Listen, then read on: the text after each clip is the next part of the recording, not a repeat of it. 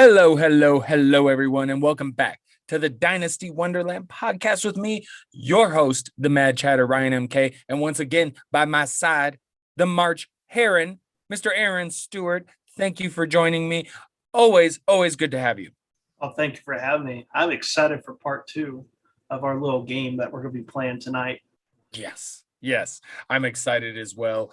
Always good to have you by my side at this Mad Tea Party. Don't forget to check out our social media. That's right. On the Twitters, at RMK Madness for me, at AARonStew09 for Mr. March Heron. So, sports slowing down in the world a little bit. March Madness is over. The NBA and the NHL, as I mentioned before, their postseasons are approaching, but we're at meetings are becoming finalized. Baseball's long ass season has begun. And I mean, there was WrestleMania this weekend, which I don't really care. And I don't know if you checked it out, but you can always go back and check out the bonus pod of Dynasty Wonderland, where Aaron and I do discuss our thoughts and feelings on wrestling. Did you check out any of the WrestleMania, Aaron? Nah, it's so weird. It just doesn't seem as big as it once did when we were young. So right. Didn't. I don't know. Like maybe it's because of COVID. Like that puts a damper on things. I just don't. Yeah. For me, it's like I considered trying to maybe get myself hyped to watch. I'm like, it's WrestleMania. Yeah, you don't do WWE anymore, but most of the characters. It wouldn't hurt to tune in and watch WrestleMania. And I just had no motivation, no desire to. And even when I got on Bleacher Report and read that a few of the matches on night one were pretty good. And that's the other thing. I was like, oh, they're doing 2 nights. So now they're ripping off New Japan. Like, come on. Fucking WWE. But anyway, so there was WrestleMania, I guess. But I mean, other than that, we're just kind of hanging out, waiting for the draft. And in the meantime, there's not a ton of NFL news going on. Although, a couple of things. I did see this little tidbit about Kenyon Drake and what he expects from his time with the Raiders, according to John Gruden, and he's excited to be paired up with Josh Jacobs. Yes, and Gruden plans to use him all over the field, wide receiver, running back. So I'm just curious because I just found it a little bit interesting because to me, this just sounds like more Gruden bullshit. and I've never been a Kenyon Drake fan anyway, but is there any way that because he's probably going to be dirt cheap in drafts right now, Kenyon Drake, is there any way this does translate to some fantasy relevancy for Kenyon Drake in this coming season? I can't see it, but is there something I'm missing? I mean, if Josh Jacobs gets injured, then Kenyon Drake because even a bad season for Josh Jacobs, he was getting massive volume in Las Vegas. And yeah, I looked at these 2 players and they just seem to do the same things for teams. I was like, that is disgusting. So, the zero RB truthers out there, they're going to have plenty of Kenyon Drake, I'm sure of it, or they're going to try. And, us robust RB people, well, we may draft Josh Jacobs and then take Kenyon Drake so you can't have him. But I think I agree with you. Like what John Gruden's doing is what he's always done. He's going to hype up his players to the moon, and then there's just going to be disappointment. So right now, we're still ways away from fantasy football draft season. But I have no interest in Kenyon Drake. He's a backup. He may come in to dispel Josh Jacobs, or worse, it becomes a time split. Ugh. Right. Yeah, it's just gross. For me, all this situation ever did, and this changes nothing, is that it just made me concerned for Josh Jacobs. And I was never big on Josh Jacobs either, but I certainly like him a lot more than Kenyon Drake. And this kind of just kills his value. But we'll see what happens. I don't know if you saw the tweet I put out about a week ago, but I put man, all the Raiders are missing is drafting Najee Harris, and you have the Alabama trifecta. Oh yeah, I did see that. That is so give great. Thanos putting on the final Infinity Stone. Oh, dude, it's so crazy you brought up Thanos because I have just wait. The outro. Thanos will make another appearance on the podcast. Speaking of Thanos, but not speaking of Thanos right now. So enough of Drake, but I did. You mentioned zero RB. Now, I'm never going to say I was a zero RB zealot or a zero RB truther or anything like that, because I was just someone of the opinion that felt like you could win that way, because I always felt like if you draft smart, you play the waiver wire, make trades, you can win. Like the draft is not the end all be all, people, and so that's the way I've always kind of approached things. So I always felt like zero RB was possible, but I've much more in recent years. I really like going not zero RB kind of because zero RB is kind of a bullshit statement anyway, but I kind of like going like very thin RB in the early rounds. Like I like to get, maybe a running back or two early, but I really like to focus on wide receivers because I want the top wide receivers, because when you're in Dynasty, you got to think long term, and wide receivers are in their prime. They're relevant longer. It's just how fantasy works. So yes, I want to get those super young running backs and receivers that are in their prime because they're relevant longer. Not sure where else I was going with that, other than because you brought up zero RB, and I was just like, there was a point in time where I wouldn't say I was a zealot, but I did believe that you could win that way. I think it's harder to do now, but yes, zero RB, definitely no zealot though. I promise you that. And I've come a long way. I mean, I used to be on the other side, but yeah, it's the trends we've seen in the NFL. Teams, there are a few teams that actually give one running back all the workload. So there is value in finding the Saquon Barkleys, the Christian McCaffreys, the guys that handle all the workload.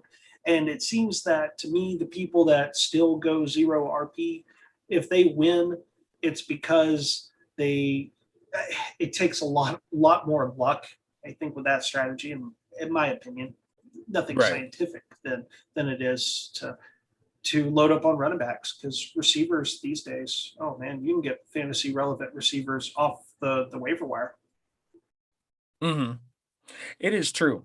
I guess for me, I just like to target those guaranteed consistent receivers, and like, despite Chris Godwin's situation, he's someone I look at as long term I'll be able to count on for many years.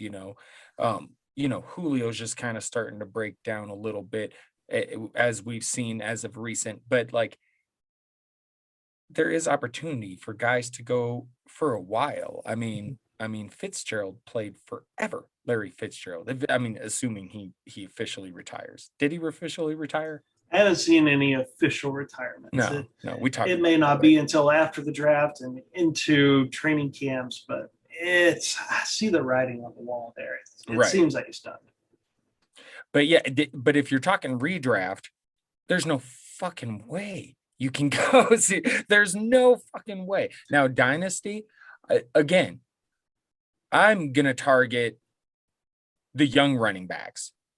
So if everybody's going to take Dalvin Cook and Ezekiel Elliott and guys like that who are 20, 26, 27, even 25, you're going to start taking all those top guys. I'll take some of the top receivers in their 26 to 28 range where they're sitting there in their fucking prime, and I'm going to have them for a handful of more years. I'll target those guys earlier, and then I'll sneak in and get those younger running backs. Keep the ones that work, dump the ones that don't, reload in the rookie draft next year, and I'm okay in a dynasty league if I don't win year one. I'm okay with that because I know the way I'm going to draft, I'm going to be pretty young.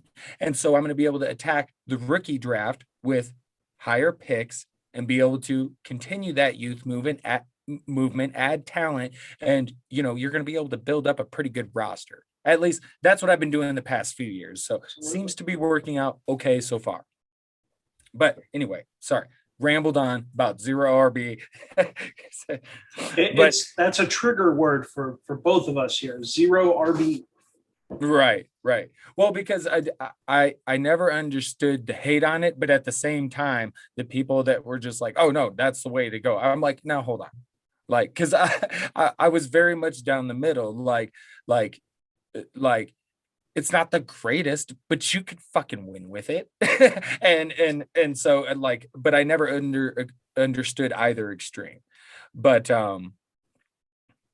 moving on, we'll go to you. You wrote a couple of pieces. Well, we both had some pieces come out. Check out our work on playerprofiler.com. We had a lot of stuff between the two of us come out this past week. And one of the things you wrote about was Sam Darnold. Mm-hmm. Now, some interesting things. And you can see why you might look at Sam Darnold's case and how it compares in a way to Josh Rosen when he was traded for.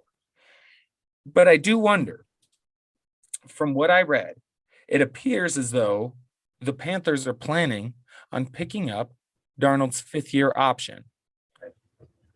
If this is true, and they do, does that change anything? Because that shows a little more commitment to me if they're picking up that fifth-year option, which means they're probably definitely not going quarterback this year in the draft.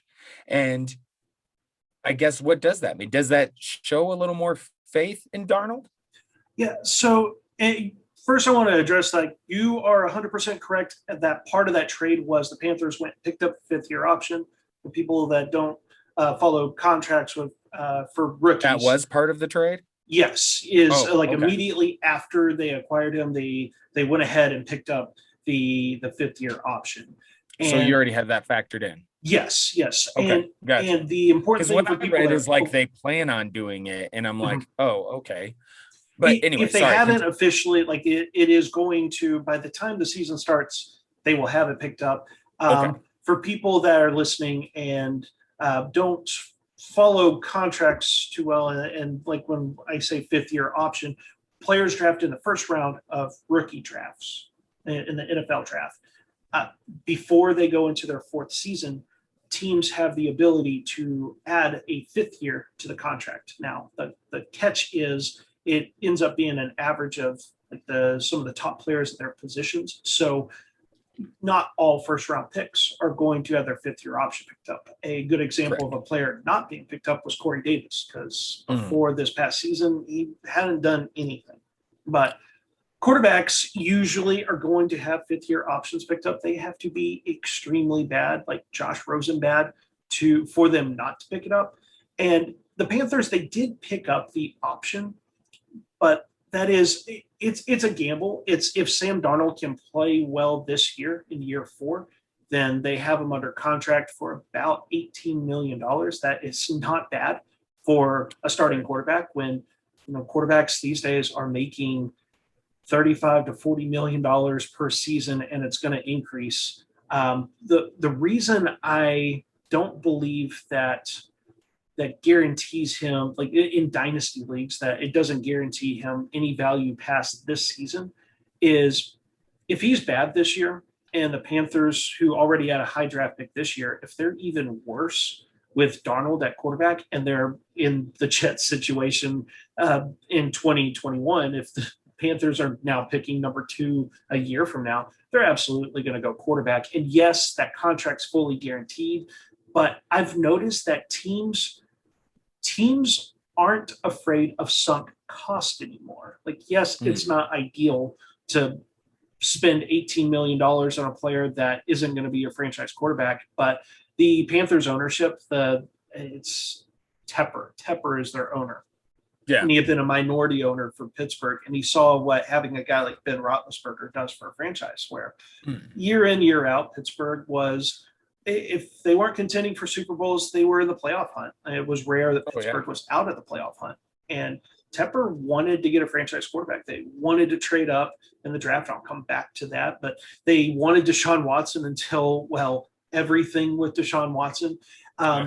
And they must have known something about this draft because they're within striking distance. They're picking at pick 8. They could have, in theory, been able to move up the draft and not cost too much. I mean, yeah, probably a future first round pick and a day 2 pick somewhere in there. Now, one of the things going against them was their division rival Atlanta Falcons owns pick 4. The 49ers had already moved up for pick 3, and the teams with pick 1 and pick 2 are going to go quarterback. So it's the Panthers knew something that us fans don't know. There's going to be a trade that occurs. Like someone is going to move ahead of the Panthers to grab a quarterback, and that's why they did this trade for Darnold. But it's if Darnold sucks this year, and people go, it's Adam Gase, but it's the players that go through their progressions and make the decisions.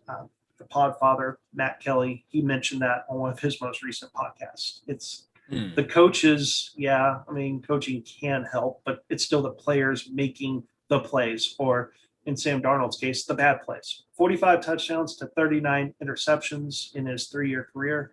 That's horrible. And if he does something like what he put up last year, where he had more interceptions and touchdowns, even if it cost him $18 million, the ownership for Carolina, they're desperate to find their franchise quarterback. If Darnold doesn't show that he's their guy in this upcoming season, they will quickly move on, just like what the Miami Dolphins did when they acquired Josh Rosen. Well, I guess my final thought on Darnold is I'm a little bit more willing than some to take a chance on him. There is a lot of excuse making for him, but for me personally, I usually try and give players a benefit of the doubt. And I do know what the Podfathers said, but I do also think that especially for us in the analytics space, I think sometimes we forget about some of the intangible things, and confidence can be a big factor. And I think it was proven when Sam Darnold started, quote unquote, seeing ghosts, he had no confidence. Now, could some of the progression stuff and things like, could that pertain to confidence? Could that be, there's certain quarterbacks that never have happy feet. All of a sudden they have happy feet. They were talking about Baker Mayfield, not this past season, but the season before. It was promising rookie year. Some things happened year 2. Why didn't he look quite as well? The O-line was kind of hell all that year, and Baker Mayfield developed some happy feet, and that which was corrected in year 3. So I just kind of wonder how much confidence, all of the things. And so I'm just willing to see what the clean slate does for Sam Darnold, because it seems like he'll have good coaching, which matters to an extent. Even more important, he'll have DJ Moore, Robbie Anderson, Christian McCaffrey. No I went the wrong damn C. CMC.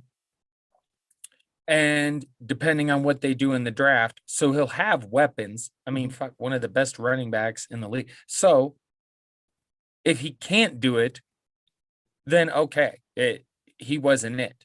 Right. But I'd like to see what he can do in the new environment with the new surroundings, because the Panthers must have some kind of belief in him. So I'd like to see how it goes this year. I'm not on either. This is again where I'm right down the middle. I'm not on the extreme that, oh, fuck, Sam Darnold is what he is. And I'm not on the extreme. I saw both on Twitter just earlier tonight. Like one people like, buy Sam Darnold from me because I have lots of shares. Somebody put something like that. And there was another person like, make sure to buy Sam Darnold because you'll be thanking me next year. And that was actually serious about it. And I'm like, so it's both extremes. And I'm kind of like, I've only got him rostered in a couple of leagues. So I'm just going to see, because people probably aren't going to pay anything for him right now. Okay. And I do feel like there's a chance. But again, I tend to try and give players the benefit of the doubt.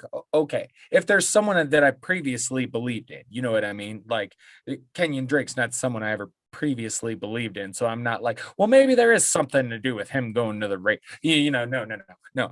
But with Sam Darnold, I'm like, I felt like he could be something. I'd like to see what the new surroundings do. And I know first few years weren't good, and good quarterbacks tend to rise above their surroundings. I get all of that. Again, I'm down the middle, but I do think there's a chance, and I kind of want to see it play out. And I'll say, But I'm rooting for the guy. I'm yeah. definitely on the side of, I don't think it's going to happen, but I'm not going to root for the guy to fail. I want him to succeed. After what I've seen from Adam Gase, and I know it's a common theme brought up, but this just is me as a person to other players. Having seen the Adam Gase experience play out over the NFL these past several years, I'm rooting for everybody that gets away from Adam Gase. I don't care if he was the reason you had a bad year. I don't even care. Like, you're away from that. Like, I just can't imagine. Oh, it must have been rough. They should have known after the press conference. They should have known. All right. Before we get into, you know what? Let's save the trade talk. I was going to bring up some of my trades, but let's that I've done recently in Dynasty leagues, but let's save that for the outro. Let's go ahead and focus on the draft, and let's do that by continuing with the teams from a hat NFC version. Let's get into it, Aaron.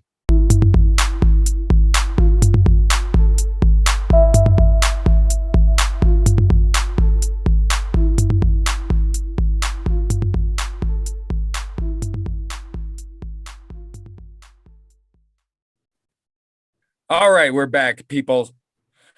Time to get into teams from a hat, part 2, the NFC version. And we're going to kick it off. I guess you said you went first last week, so I'm going to go first this week. Is that how we're doing things? Yep. Okay. All right. First team out of the hat. Oh, the Rams. This is fun. Okay. Let's see. They have no first round pick. I don't know. I could see them potentially at some point going wide receiver, maybe tight end. Other than that, I mean, for the most part, I'd say they're fairly set at offense. Woods, Kupp, Akers, Henderson, the asshole at tight end that everybody loves. Sorry. Everybody's like, Tyler Higbee's free. I'm like, so is Gerald Everett. Damn it. Anyway. So I don't know. I don't know. This was a tough one for me because I feel like they always give their first round picks away because they want players and known players instead, and I feel like with getting Stafford, they just feel like they're ready to take another stab at the Super Bowl. So, like, what else can you do? I mean, maybe add another receiver, see if they really don't have. I mean, it's not going to be Deshaun Jackson. Yeah. That's not going to be their number 3. So, I mean, unless it's Van Jefferson, who else is on the team? There is a guy, by the way, I got to look up his name real quick. It's terrible. I just thought of him now, though. But he was undrafted guy talked about last year. Tristan Jackson. Yeah. Oh, yeah. And he made the Rams roster. Now, I can't say he'll survive and make the roster this season, but that is just a little bit of a name to pay attention to if they don't draft a wide receiver. But unless it's going to be Van Jefferson, that's one place they could look. But again, I think that they're fairly set. They need help elsewhere. And because it feels like they're ready to make a run again. So that's my thoughts on the Rams. I don't know if you have a little anything to add. That was one of the teams I was hoping not to get. I've got one quick tidbit here, and you talked about, like, Gerald Everett's gone. Well, he vacates 600 tight end snaps. The Rams, That's very true. The Rams run a lot of 2 tight end sets. They have a second-year tight end, Bryson Hopkins, basically had a redshirt season last year. Didn't play much. Yeah. He may see a bigger role, but with one tight end that I believe fits the Gerald Everett mold.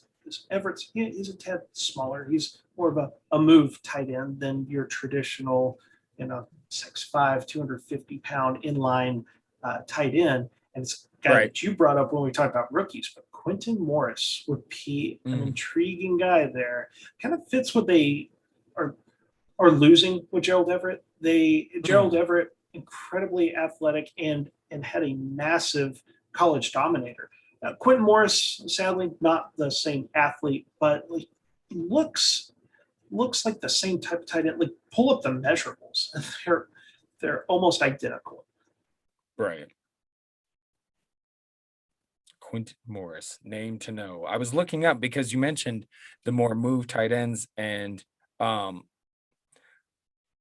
it made me think of Irv Smith, because he's not as big a tight end either. He's a small dude. Yeah, but still viable. I like me some Irv Smith this year. I know some people are like overrated, and other people, I kind of like Irv Smith this year, but particularly because they could use a number 3 weapon. Right. But that's another team to talk about. All right. Well, it'd be great if you pulled the Minnesota Vikings out of the hat right here. I know. So we got a 1 in 15. Did you? Oh, you pulled the Vikings. All right. That makes for good podcasting right here. So. Honestly, I pulled it up. There was one behind it, and I just let the one behind it drop because I was like, fuck it, we're doing. So there was a potential one behind it. I don't know what, but that was the one I saw anyway. So I don't even know what the hell the other team was. But yes, so great for podcasting. That was very lucky. Vikings, go ahead, my man. All right. So let me pull up, because I typed in Vikings and it brought me to a completely different part of my notes. But here we go. We got the Minnesota Vikings. One of the quick NFL draft things that stands out is they have 2 third-round picks and then a remarkable 4 fourth-round picks. They're killing it on the late day 2, early day 3 picks. And the significance of that. Yeah. They do this all the time. Yeah. And the significance is they're lacking a second-round pick, but having 6 picks in the 3rd and 4th round, if there's a guy that they like, a really good player that they like, they have the draft capital to move up, and they've got 10 total draft picks. I don't expect them to draft all those guys. They could use a little bit of help at all the positions. Now, I'll emphasize when it comes to wide receiver, yes, they've got Justin Jefferson. Yes, they have Adam Thielen. Thielen's getting up there in age a little bit. And when you look at the wide receiver depth chart behind those guys, there's it's nothing. Crap. There's Olabisi Johnson. There's Chad Beebe, who is strictly a slot receiver. BB. Yes. And in this draft here, like, the 3rd round would be a perfect spot for them to get a receiver that, yes, I know they don't play a lot of 3 wide receiver sets, but teams have got to draft for the future too. And with Thielen getting up there in age, he's going to be pricey. They've got Justin Jefferson now as the alpha. They have to be considering drafting a guy that can develop for a couple of years to eventually become a starter that allows them to potentially move on from Adam Thielen if his performance slips. Looking at the depth chart as well, running back is certainly an option. With Dalvin Cook, I am hesitant with Dalvin Cook in Dynasty. Running backs that have a heavy workload, especially running backs that have been really good in fantasy for 2 consecutive seasons, it doesn't last long. And those running backs fall off a cliff. Do I expect a big fall in Dalvin Cook's performance this upcoming season? No. But Dalvin Cook has not, I repeat, has not played 16 games in a season in his career. Like, he's good when he plays. They need to keep him fresh. They do have Alexander Madison, but behind Madison, there's nothing. So with all those 4th round picks, they could certainly get a running back. A tight end, with them losing Kyle Rudolph, they've got two very solid tight ends. So we talked about Irv Smith. I'm excited for the opportunity there because his efficiency metrics were awesome. There's a Twitter thread that I put out there that talked about some of the similar metrics that he had that top producing fantasy tight ends had. So it bodes well for Irv Smith, but also Tyler Conklin is a sleeper tight end. Like that's a guy that is going to produce. About him before. Yes, absolutely. Conklin, it's not a sexy guy, but honestly, the reason they moved on from Kyle Rudolph is Tyler Conklin can do that role. Mm-hmm. Yep. And so I could see behind those two, I didn't see any notable names. So with the draft picks, with 10 draft picks, maybe on day 3, they get a developmental tight end that kind of sits, maybe is on the practice squad or at the end of the roster that they develop, just like they did with Tyler Conklin. I dig it. Although the only thing I'll add is I will say this for Thielen. I know his age is a little up there, but he spent a few years on the practice squad. Like he didn't really get, he doesn't quite have the wear and tear that most receivers his age do because of being undrafted and spending so much time on the practice squad. Because that was one thing is, again, as a former Viking fan, I loved I still do love Adam Thielen, but I was a huge fan of Thielen. And I was just waiting for him to get his opportunity. So when he finally did, a few years was exaggerating, but he does not have the wear and tear. So I feel like he's going to be okay. Certainly. And you have Justin Jefferson. But I agree. They still need somebody else. And I'd say it wouldn't be bad to draft a quarterback at some point. Kirk Cousins was very good last year. I just, he's starting to get older, and I just feel like the whole question about can he get a team over the hump? I would wonder that too. At some point you got to get a young quarterback in there because the Vikings are one of those teams that they do a lot of this, Band-Aid quarterback shit. And it's like, maybe they have nightmares about Christian Ponder and Teddy Bridgewater. Like Christian Ponder was a bust. Everybody loved Teddy, but he got hurt. And it's like, maybe Spielman has nightmares about quarterbacks. So trade up into the second and take one, Minnesota. But, they'll probably just get a lot of bust offensive linemen and cornerbacks because that's what they tend to do with their draft picks. Sorry, I just had to chime in a little bit. No, that's a good point there too. Is you're right. Like buying Cousins isn't a franchise quarterback. He can win you games, but yeah, you're correct. And if they get a chance, I don't know. We do tend to see quarterbacks slide in draft. We never know which one, but they find one that they scouted and they liked. Shoot, do everything they need to move up. Yeah, I think they could use one, but maybe next year is more realistic for that. So okay. All right. Try and pick it up a little bit. Here we go. The Washington Foreskins. The Washington football team. Sorry. I have to say it every time. I can't help it. Okay. So with the WFT, I feel like quarterback is obvious, but I don't think it'd be bad. And again, that we're clearly speaking because it's Dynasty offensive, fantasy football, offensive perspective. This isn't IDP leagues, anything like that. So, I could see wide receiver to go with Curtis Samuel and Terry McLaurin because I really like Logan Thomas at tight end. And it seems like they're pretty sold on Antonio Gibson. And that doesn't mean they won't draft anybody at any point in the draft. But as far as they have the 19th pick, it's too late for a quarterback. That's prime wide receiver section in drafts. So a Rashad Bateman, I could see maybe fitting in nice there with Terry McLaurin going deep. You use Curtis Samuel in the slot and whatnot. I think that could be that something like that might fit. But I don't know what the hell they're gonna do at quarterback. I mean, like future. Why?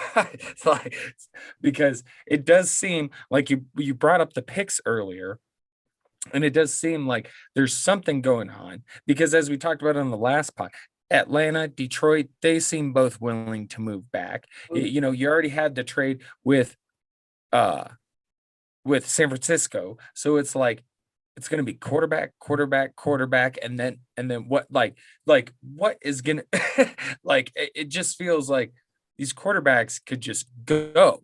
Yeah. And so the quarterback needy teams that far back, do they reach on a lesser quarterback? I doubt it. Grab them in the second round. So, you know, obviously we're not going to be thinking about defensive players, but I feel like they like their running back situation. Logan Thomas had a great year last year. Let's build on that. And then, you know, you got Curtis Samuel, who is what he is. And then you have Terry McLaurin. So maybe adding a third guy in there is not a bad idea. But that's where my head's at with the Washington Force football team. Sorry. And I agree with you. Like, talk about wide receiver. Wow, what a difference a year makes. Like, I really have nothing to add. I just like they had McLaurin and the Sims brothers last year, and now they're going to have McLaurin, Curtis Samuel, and as you mentioned, the potential to add a Rashad Bateman. Oh man, that is a massive upgrade. So I'm digging that for Washington. Who's their quarterback for this year? A little bit of Fitzmagic. Right. This would be fantastic. Like give Fitzpatrick some weapons, man, and it should be fun. It should be fun. But still, they got to figure out quarterback because Fitzmagic doesn't work forever. We know this. Good for a year or two. Right. All right, so we move on, and Mr. Aaron, you go to the Detroit Lions. Oh, this one is going to be fun. I want to say that I had a little funny tidbit, because my first note for the Detroit Lions was "Good Lord." let's break down the draft picks here. Detroit only has 6 picks, and their draft, as it currently stands, they're finished in the draft after round 5. No round 6, no round 7. Wide receivers, definitely the glaring issue. They've signed Tyrell Williams. They've signed Brashad Perryman. The receivers they've brought in are on 1-year contracts. These are not the answer. And any receiver, I know we've heard Devontae Smith, Jalen Waddle. Some people have had Jamar Chase falling to Detroit at pick 7. Please don't let that be a thing. But it's in mock drafts for the Detroit Lions. Wide receivers very common. I am going to add that what you talked about with Detroit when you covered Washington football team is probably what's going to happen. When we look at the top of the draft, their first 3 picks we know are quarterbacks. We know. Atlanta may trade down. Atlanta may take quarterback. Like we know pick 4 is available. Pick 5, Cincinnati seems pretty solid that they're not going to move down. And they're either going to get Jamar Chase or an offensive lineman. Miami's not going to go quarterback at pick 6. If they were going to go quarterback, they would have just stayed at pick 3. Right. So no QB at pick 5, pick 6, maybe a quarterback at pick 4. Like Detroit at pick 7 is either going to be the 4th quarterback or the 5th quarterback. There are plenty of teams that still need quarterbacks. Denver sitting there at pick 9. Like, what's it going to take? I mean, I think they're going to want to try and move up to pick 4, but if they can't work out a deal, the price moving up 2 spots in the first round is going to be a lot cheaper than moving up 5 spots to pick 4. And then the New England Patriots. I know they brought Cam Newton back, but where there's smoke, there's fire. And we keep hearing that the Patriots are wanting one of these quarterbacks. So I am not going to be shocked if Detroit trades down. I don't believe that affects what they do. If they're still in the first round, they're going to grab a receiver. Receivers have a good lifespan in the NFL. So is it the receivers we're seeing in the mock drafts? I don't think so. Because if they do this trade and they move down, a lot of those receivers are going to be off the board. Maybe that's where Rashad Bateman goes. Right. Other positions, tight end, they're set. TJ Hawkinson. Running back, they've got DeAndre Swift, and they've already got their backup, Jamal Williams. They could go quarterback, but I looked at the contract with Jared Goff. I don't think it makes sense to go quarterback this year. I think the plan will be they're going to try and trade down, get some draft picks. They're going to stick with Jared Goff this year. They're committed about $30 million this season. Right. If it goes bad, oh well. It's like they're at the point of the rebuild that's fun. The expectation of wins is very low. So wide receiver in the first round is the way it seems. And they currently have 6 picks. I wouldn't be surprised to see them get a whole lot more draft picks because they're going to trade down, collect future assets to help build this team. That's step one of a rebuild. And you know what? I got nothing to add because that's basically everything I had to say about the Lions. So here we go. All right. Oh, the Bears. Are we just going to knock out the whole NFC North? What I believe is so. going on with this? I don't know. I had read something previously about quarterback. They need a fucking quarterback. Fairly certain Andy Dalton is not the future. It's just a Band-Aid. More Band-Aids by Mr. Pace. And there was something I read that said they thought that Mac Jones might be there at 20, and now obviously they don't feel that way anymore. So are they a possible suitor to move up for a quarterback? Maybe. You gave a thumbs up, so I'll let you comment when I'm done. Other than that, man, I mean, I don't know. The Bears, they don't excite. Like David Montgomery, he had a good year last year, but he doesn't excite me. I mean, I love Allen Robinson, but even he can't super excite me. I want to see him with a quarterback.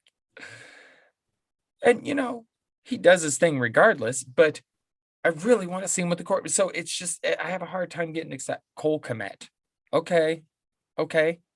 There's some that really like him, but there's talking about trading Anthony Miller. What happened to Anthony? I had high hopes for Anthony Miller. So it feels like really they could go any fucking position to me. And, maybe they went with Andy Dalton because that was their intention, was to get their quarterback in this draft. But if so, they're going to have to trade up to do it the way it's looking. So, and you gave the thumbs up. So what's that? You think that's happening? You think Mr. Pace is finally going to get something right, maybe? Well, as much with teams as we go, why do they do dumb things? And teams do dumb things. But as fans, it kills us because we're fans forever of these teams. And for Bears fans, they might be pulling out their hair because they're like, how are we going to do this? They don't really have a plethora of picks. They don't have any extra day 2 picks. I haven't even looked at their draft picks in 2022. But it's quite clear with Brian Pace, going all the way back to Brian Pace's A Cockroach episode. This is the year. Like, if Chicago doesn't have a massive season this year, a really good season, he's out the door. Everyone's gone. Right. So if a guy's on the hot seat and he's going to get fired at the end of the year if he doesn't do something big, he doesn't care about future draft picks. So that's why the Chicago Bears are a sneaky team to move all the way up to pick 4. I know it's a massive jump, but Brian Pace, he's on life support. Instead of thinking the way a GM should of 2-3 years out, like ahead into the future, Ryan Pace is having to make knee-jerk reactions. Oh crap, we didn't get Russell Wilson. Sign Andy Dalton. The other thing in the draft too, you mentioned wide receiver. Absolutely. Just from contracts here, you have Allen Robinson's on the franchise tag.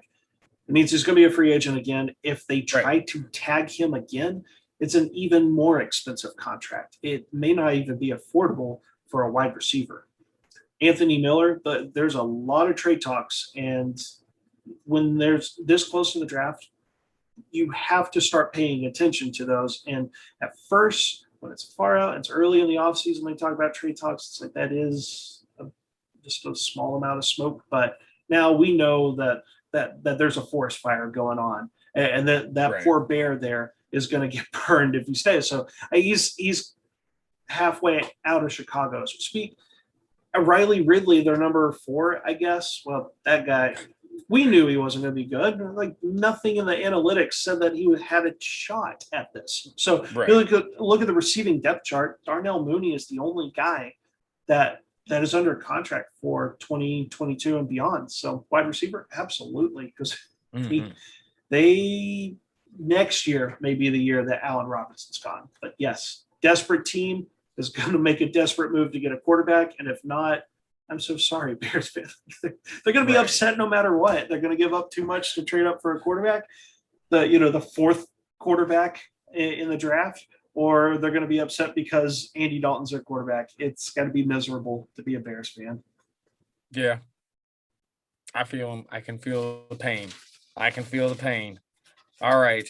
Here's yours, Mr. Aaron, the Falcons. The Atlanta Falcons. Well, I know that we've talked a lot about their draft pick. Their very first draft pick, they have pick 4. The draft really starts with their pick. At this point, we know Trevor Lawrence is the 101. He's been the 101 since the start of last season. It appears that Zach Wilson is going to be the Jets guy at pick 2. Right. And if we follow everything, it seems that Mac Jones is going to be the quarterback for the 49ers. Pick 4 goes, okay, is this going to be another quarterback? Because we could see him go quarterback. We absolutely could. Trey Lance fits perfectly there. Comes from North Dakota State. That's a big jump. It's a big jump to go from college football to the pros. It's an even bigger jump to go from the competition he was playing at North Dakota State to the pros. And Trey Lance profiles as this guy that may need to sit for a season, right, in order to be ready. And they have a big financial commitment to Matt Ryan. Anyways, that works. I would applaud the Falcons on this move. It's nothing on Matt Ryan. It's just when are the Falcons going to be picking this high? You never know. They really should. Yeah. They really should. Absolutely. Now, looking a little further into the draft there, they have this nice sweet spot in the 5th and 6th round. I know that's late in drafts. They've got 5 picks in these 2 rounds. And one of the positions they haven't addressed fully is running back. They did give Mike Davis a 2-year, $6 million deal, and that's good. Mike Davis showed that he can do all the things you want a running back to do. He was decent at running. I felt as the season went along, he wasn't doing much on the ground, but he is very effective in the passing game, and that is exciting in an Atlanta Falcons offense that tends to be playing from behind or airing it out. Now, looking at the other running backs here, the Falcons have a trend with running backs, and that's day 3, they invest in the running back position. 2018, Ito Smith, 4th round, a smaller pass catching back. The following year, they had Quadre Ollison, who was a 5th round pick in 2019, a bigger back, a 6'2", almost 230. And Ollison hasn't done much, but Davis has a little bit of size, but it looks like they're looking more for a bruising running back. A few running back names I think kind of fit that profile, or there's one guy that doesn't, but I'll get to him last. But Ramondre Stevenson, I know there's kind of been some people have been poking fun at his speed, but the thing is, he seems to have like a Mike Davis type skill set where does he do one thing well? No, but he's well-rounded. Ramondre Stevenson, it's following mock drafts, he'd be around that 4th round, which that's where they've been drafting running backs. Another guy, Trey Sermon, I believe would be around the 4th round as well. Sermon has decent size, and you look at what he did at Oklahoma and Ohio State, the counting stats don't really stand out. I try to look for some milestones, like, hey, did he get 1,000 yards rushing? That's usually a very basic milestone. He didn't accomplish that. but he was involved in the passing game, especially with Ohio State. So has this well-rounded skill set that Atlanta tries to target. But the third guy, not a bigger bruising running back, but this third guy is the most intriguing one, and that's Kenny Gainwell, who player profiler, his best comparable player is Ito Smith. And Gainwell coming from Memphis, going to Atlanta and playing in an offense like that will be exciting. Gainwell is a dangerous weapon in the passing game there. Don't want to run him between the tackles, but like he's big enough to be okay. But the 5th and 6th round too, if they end up getting these running backs that aren't going to quite fall to the 5th and 6th rounds, like they can use their 5th and 6th round picks to shore up the other receiving options, because outside their starting trio of receivers of Julio, Calvin Ridley, and Russell Gage, there's a lot of unproven talent. That is an easy depth chart to claim the number 4 receiver role. And at tight end, they have Hayden Hurst, but behind him, nothing. And they're not even picking up his option. Yeah. They still had the option on them because of the trade. That's good knowledge. I wasn't even aware of that. And Hurst, it. I remember there was a lot of hype for Hurst, but the production was, if you drafted him where he was going in drafts, you were very sad. I remember him being bumped up to, being that tight end, tight end 7, tight end 8, because he was in the Atlanta Falcons offense. And yes, that offense is exciting, but Hurst showed that he's a solid tight end at best, but he's not the answer. So certainly see some of these exciting tight ends too. Maybe a Hunter Long go there. Oh, after that trade, I was like, this is not Austin Hooper. Yeah. If you expect Austin Hooper, you are wrong. Sorry. And it worked out that way. I didn't expect him to put up numbers like Austin Hooper because he's not Austin Hooper. Right. Not that Austin Hooper is amazing, but he's just not as talented as Austin Hooper, was my opinion. Absolutely. Now, did you have anything else? Oh, no. I think I covered it all for the Falcons. I have no more notes on them. You covered everything I had, because all I had written down was they need everything.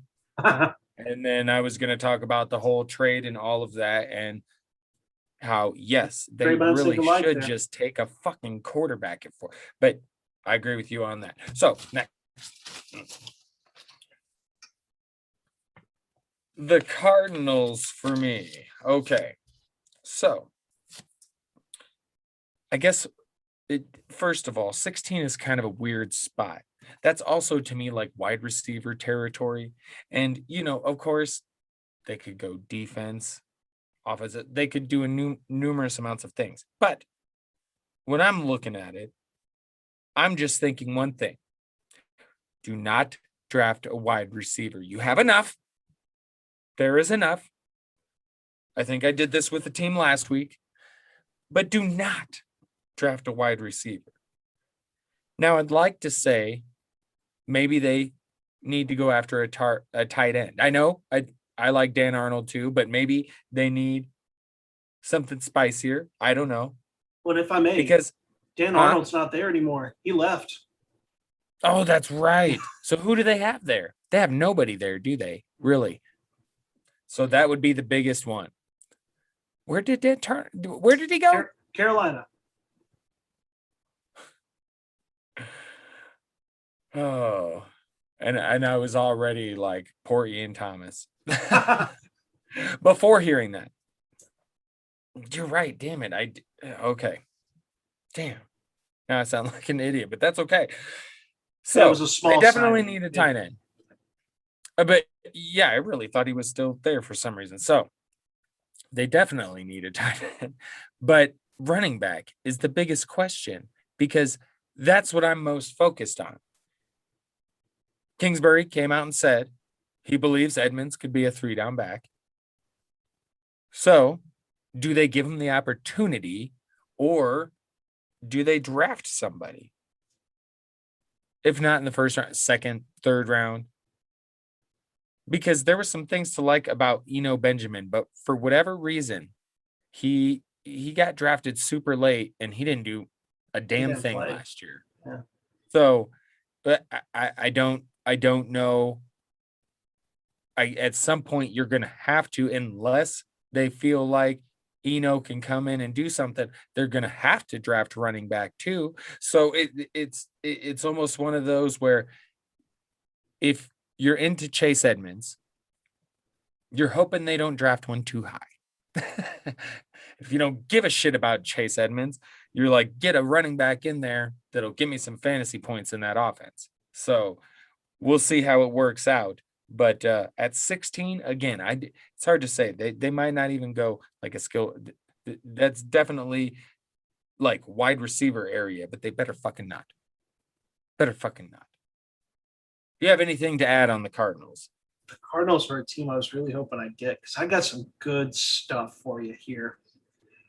So I want to start off with. Oh, wait. I did have one thing. Gotcha. So I missed my bottom thing. If they're going to, sorry, this was my main point. I didn't even see it because it was almost crossed out with the Ram stuff. Anyway, if they do go running back, I would say, and they want to go high, I do think a nice fit there, if they could get him in the second round or whenever he happens to. Travis Etienne, I think, could be interesting in the Arizona offense. But that was the last thing I had. If they, I would kind of like to see Edmonds get a chance personally. But if they draft somebody high, Chase Edmonds is probably going to be the backup. So we'll see what happens. But I do think Etienne would be a good fit there. Now, continue, good sir. Well, and I'll start.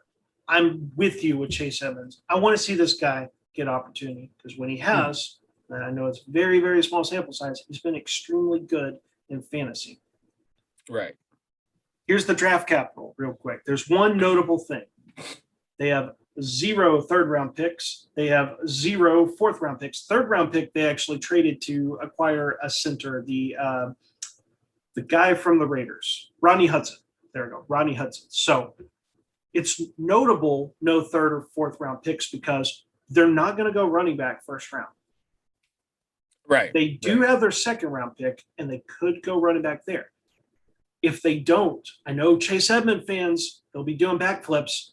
I'm here to pump the brakes for one reason. And I'm rooting for Chase Edmonds. But I did some searching on the Arizona Cardinals team here. Something that we don't do a whole lot of. I looked at the coaching staff.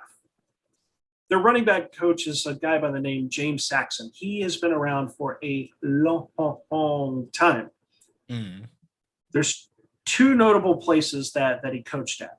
I'll start with the lesser of 2 evils here. He was in Minnesota way back in 2011 to 2013. So the vagabond Adrian Peterson may very well come to Arizona to join his former running backs coach.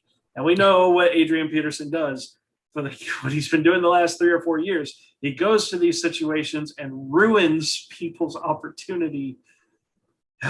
But the next one could be even worse. And it's a more recent coaching position. Before he joined Arizona, from 2014 to 2018, he was the running backs coach in Pittsburgh with the Steelers. James Conner. No. Maybe even worse for Evans, Le'Veon Bell, who was in Pittsburgh 2013 to 2018. So the entire, Bell's entire fantasy relevance. Oh, man. And we know with these running backs, and that's why I'm pumping the brakes on any running back that's holding a starting running back job. You can get through the rookie draft. That's going to be fine, the NFL draft. But we have all these notable names. James Conner, as you mentioned, Le'Veon Bell that I've brought up. I don't know how much more Todd Gurley has, but even Duke Johnson. You talked about Eno Benjamin. Eno Benjamin's best comparable player on Player Profiler is Duke Johnson. Why not just bring in Duke Johnson? That's the worries I have with the Arizona Cardinals is they have Chase Edmonds, but there's all these running backs, and I don't think they'll address it in the draft. The draft picks just don't seem to work out to where I don't see him getting a Najee Harris. I don't see him getting a Travis Right. Etienne or Javonte Williams. That's not what worries me. It's after the draft. We've been seeing this the last few years where there's the running backs wait till after the draft because they know they got to go somewhere they're actually going to get carries, and that's when they sign. So that's going to be the difficult thing for Chase Edmonds fans. They're going to have to keep those butt cheeks clenched even after the draft. Well, all I would say to that, I guess, is that if they do sign a Todd Gurley, a Le'Veon Bell, a James Conner, instead of drafting somebody, and Chase Edmonds can't earn the starter reps, then I guess he's not what we thought anyway. That would be my assessment of that. So I definitely get what you're saying, but like they bring in Le'Veon Bell, like that better be depth. That better be depth. Because right. if he starts eating into Chase Edmonds' workload, what is that? I would think if it's between Chase Edmonds and Le'Veon Bell, Chase Edmonds is going to blow him out the water. But I don't know. It's like what we had with Duke Johnson all these years. It stinks because we have these thoughts of give Duke Johnson the ball, give him a full workload, see what he could do, and for whatever reason, and we may never know. Teams just don't seem to think that way. So it's what makes me nervous with Chase Edmonds. I drafted him in rookie draft way back when he came in and was great. As my league mates knew nothing about him. I was so excited about the profile, but I traded him this past offseason because he's had 3 years in the league, and some of that's been a bit of misfortune where he's gotten hurt at like the worst times when he finally has a chance. We'll see. Like, honestly, I want to be completely wrong about everything I said about Le'Veon Bell and the connection there. Like, if Chase Edmonds goes out and has a big season like that and I have to eat crow on that, I will happily eat crow on that. Heard. Well, I only have him rostered in one league. And I'll say this. I'm starting to feel like if they don't draft anybody, maybe I should sell them at that point because people might be very willing to pay a pretty penny for him. Absolutely. Around then. I like where your mind's at on that one. Yeah. Yeah, buddy. All right. One more, and then we're going to get to our quick break. We'll be halfway through, and we end the first part with the Eagles. Okay. You give the Cowboys fan the Philadelphia Eagles to-dos, but that's all right. So, well, you know how I start my my analysis here. I like looking at just the draft capital. In Philadelphia, they're sitting here. They actually have 11 draft picks in total, including 2 third-rounders. So day 1, day 2, they're going to be making 4 selections, and they're all over the place with multiple selections, which is good. Now, 5 of those 11 picks are round 6, round 7. I looked at this roster, this pitiful roster. Right. Oh boy, Jalen Hurts. There's 2 starting caliber receivers there, and I'm grouping tight ends in this. So of course that means I'm talking about Dallas Goedert and Jalen Reagor. Mm-hmm. Outside of those 2, it's garbage. Travis Fulgham was a false prophet. A lot of people, we fell for it. We thought that they had found a diamond in the rough. Fortunately, I thought I did. Yeah, I did. His profile's incredible. Yeah. You look at his profile; it's awesome. And I wrote on him. I wrote on him last offseason, I think, as someone who could take a step forward with the Lions, and then he got cut by the Lions, and then he popped up in Philadelphia. And you were looking pretty smart at that point. Yeah, I was like, well, this is great because I had him in a handful of dynasty leagues, and I'm like, this is fantastic. And so, yes, Travis Fulgham, I see what you mean there. They do have Greg Ward, who's been okay, but you're right. They Greg don't Ward really is a replaceable slot receiver. He does the bare minimum, but I get it. Like they have a slot receiver. Now, looking at the draft capital that they had, because they were involved. It was the interesting thing was they traded down from pick 6 to pick 12 in the midst of all the trading with the Dolphins and 49ers. So it makes me question if they're going to go receiver in the first round. Or I should clarify, Jamar Chase was a very popular player mocked to the Eagles before they traded down. And it makes me wonder if they have bad history on their side, or history going against them when it comes to evaluating receivers.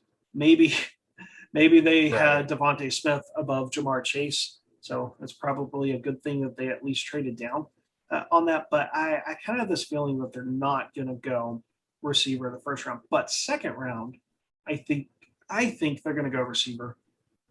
And one of the players that's shooting up, at least dynasty rankings, is Terrace Marshall. We really don't talk enough about this guy, but in a year where there is really talented, like this guy has like what we look for. Like he's got the measurables. He's 6'2", 205. He tested extremely well, which is something that seemed to be that all these players were immune to, like testing well. It was like running away from it. It was strange to have players that were coming in. They were even measured wrong. Like they'd be 2 inches shorter. But Terrace Marshall at least looks like he profiles as a receiver that could be the alpha, because Jalen Reagor, I think, is still solid, but Reagor doesn't have what you would, that prototypical size that you want at the wide receiver position. So at least with Marshall, he could be that outside like X receiver. With them being as bad as they were this past season, like they'd be picking early in the second round. That seems to be the spot that Terrace Marshall's going. But who knows, after his pro day testing and everything, I could easily see him sneak into the late first round. But if he happens to slip into the second round, Eagles got to pounce on this. And it makes more sense to use the first round pick to improve that offensive line that was piss poor, to say the least, or the secondary, which was a glaring weakness as well. So Terrace Marshall is a guy they need a guy that looks at least like Terrace Marshall, or looks like Travis Fulgham, but can actually be good for an entire season and not just a stretch. I don't know what the hell happened. I don't know. But you're right. Totally agree. It's a great spot. I've got some spots coming up where I think Terrace Marshall would also be great, because he's not only climbing up the ranks in Dynasty, but he's climbing up the ranks in my heart as well. So we will continue to talk about him and the rest of the NFC teams when we get back.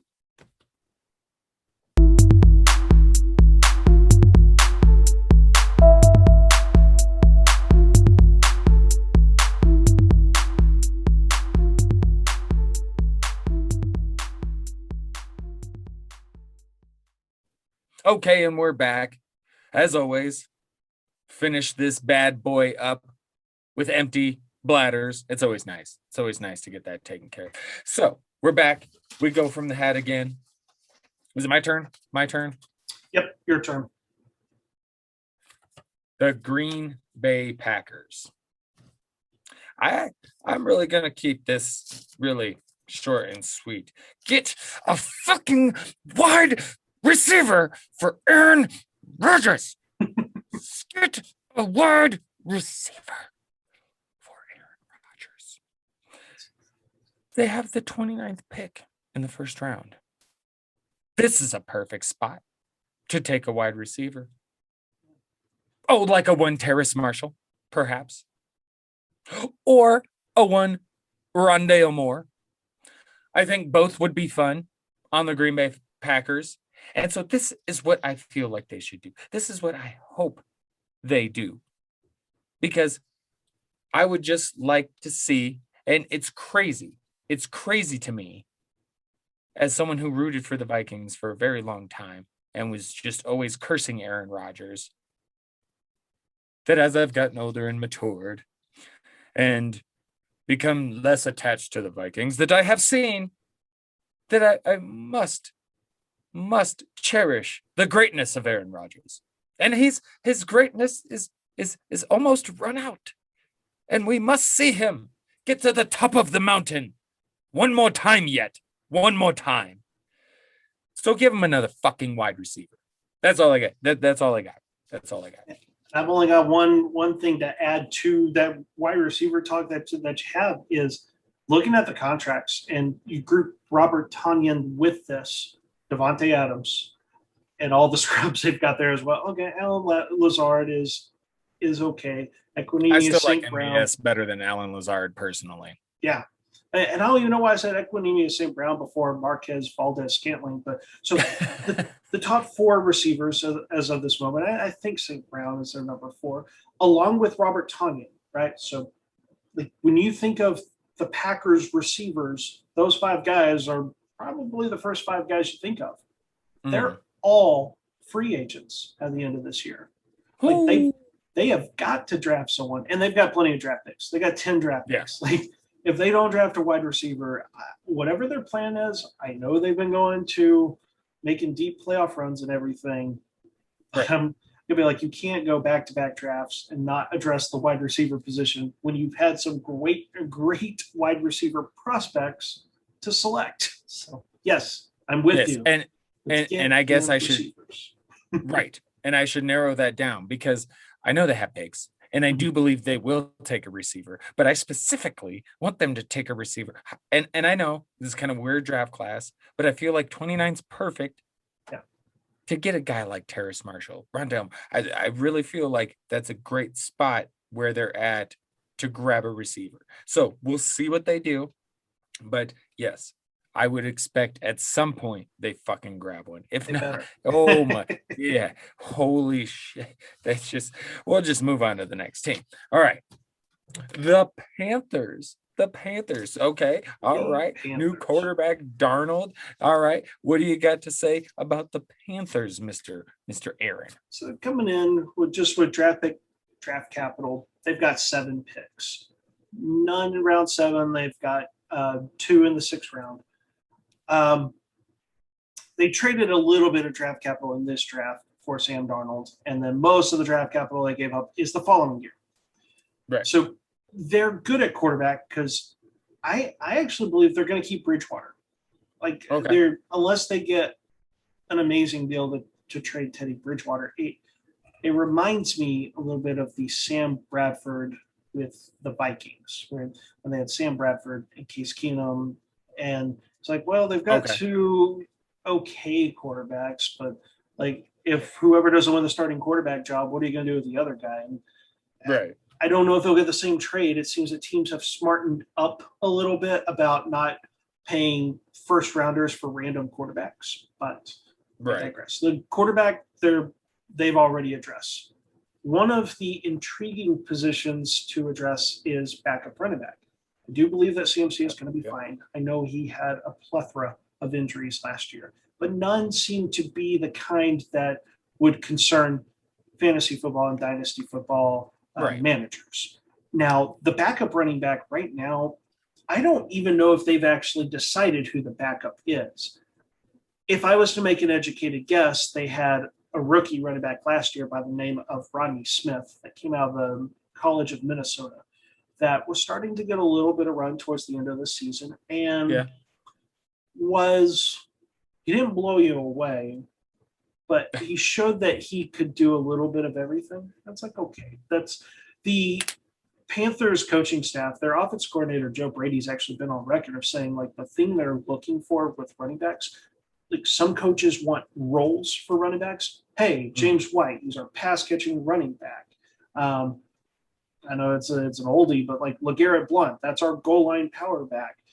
But Joe Brady wants running backs that can do it all. So when a Christian McCaffrey gets hurt and comes out of the game or has to miss time, if they're not having to scrap their entire offense and throw things out. So that's how a Mike Makes Davis sense. succeeded there. So backup running back role, it's a pretty important one.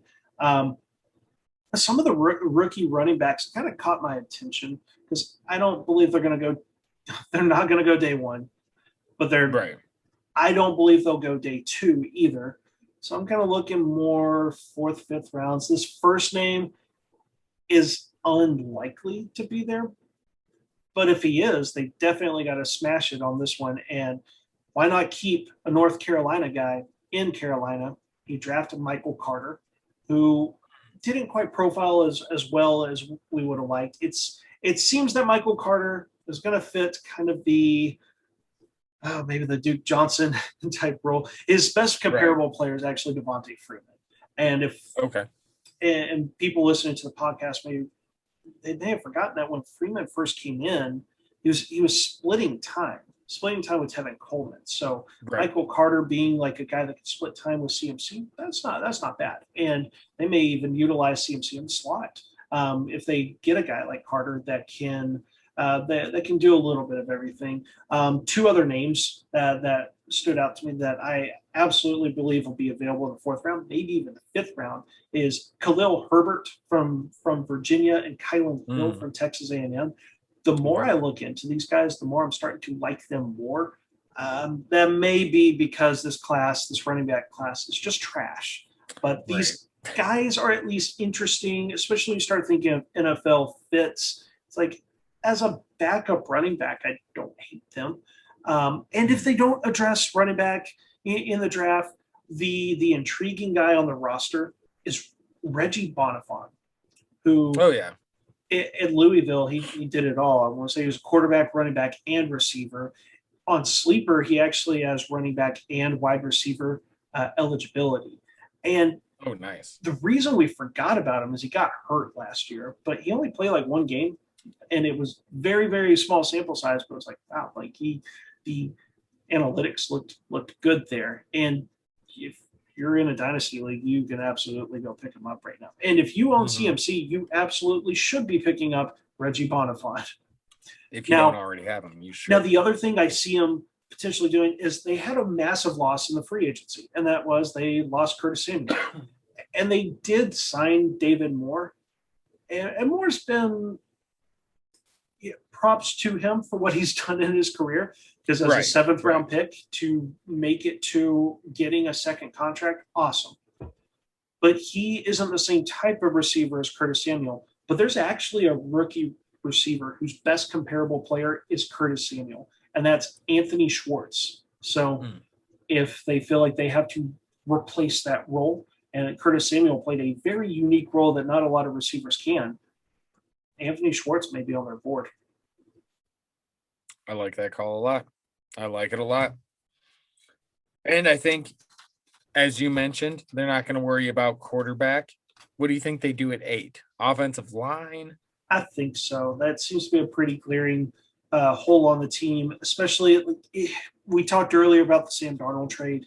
It's like if they have invested in him, and what they need to do is they need to be certain if he's not the guy, they need to make sure that it's like, okay, we give you an offensive line, we give you receivers, we give you CMC, you have Joe Brady and Matt Rule calling plays here. They need to make sure there's no other thing that can be pointed at. If Darnold fails at that point, then they have to go, this is clearly not our guy.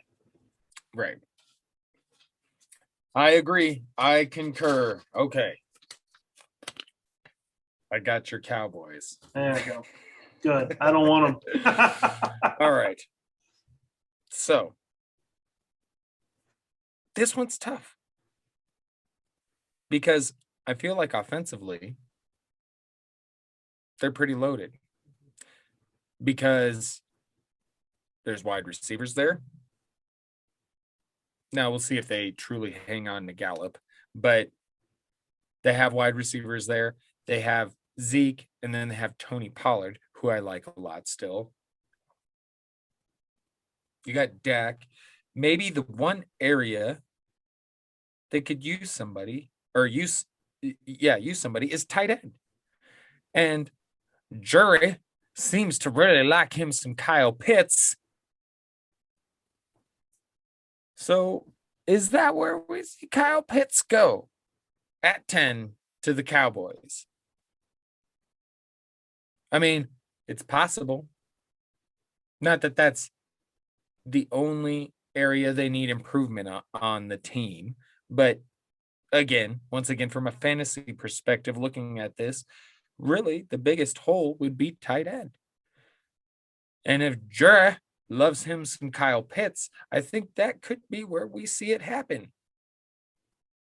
Because as far as I know, if Jerry wants, Jerry gets. So that's kind of where I look at it. And you know what? I wouldn't hate that. Fantasy wise, I mean, you got to look at the whole situation. That's a lot of mouths to feed. Football wise, I mean, for the Cowboys, that'd be pretty legit. I mean, Dak would be loaded with fucking weapons. I mean, Jesus. But I digress. Other than that, I do see them if they ever plan to, because they do. You do got to look again, trying to think like my buddy, the March Heron, like contracts. Eventually, there's going to be no more Amari Cooper. Who knows what they do if they even entire. So maybe wide receiver is something to attack, potentially running back. Although there are a couple of guys, Rico. I always forget. I always want to freak up his last name. Do you know who I'm speaking of on the Cowboys? Backup running back, Rico Dowdle. Yeah. I always want to say Dwiddle. It's not Dwiddle. It's Dowdle. Okay. So Rico Dowdle, he's got a little bit of an interesting profile. And then there was another guy that they had drafted. I don't know if he still maintained. He might have been on the practice squad, I think, still. But so they've got a couple of guys, but you could see later on, I'm not sure how many picks they have, but they're going to have to continue to bulk up the offensive line to protect Dak, and that defense still needs one. So, I mean, they've got things they need to address. But speaking offensively and just what I read on Jerry Jones liking Kyle Pitts, I was like, oh, shit. Could we see Kyle Pitts go 10 at the Cowboys or to the Cowboys? So, do you have anything to respond to? Just with the Kyle Pitts, just to add to it, of the absurdity of it, is it's not just that the Cowboys are in the mix for Kyle Pitts, is that Jerry Jones wants to trade up to pick 4 to take Kyle Pitts. That's why you saw me do a face palm, because it's nothing against the player with Kyle Pitts. I didn't see that part. But the Cowboys took Ezekiel Elliott at 4th overall in the draft, and sometimes it's hard to, when you have conversations with more casual football fans, and to when you tell them Zeke was a bad pick, and they go, but he's been great all this time. It's like, yes, but I mean, running backs, you don't need to draft in the first round. Right. You don't need to pay them. And yes, so that's the thing that makes me go, oh no, Cowboys, because they've got plenty of draft capital.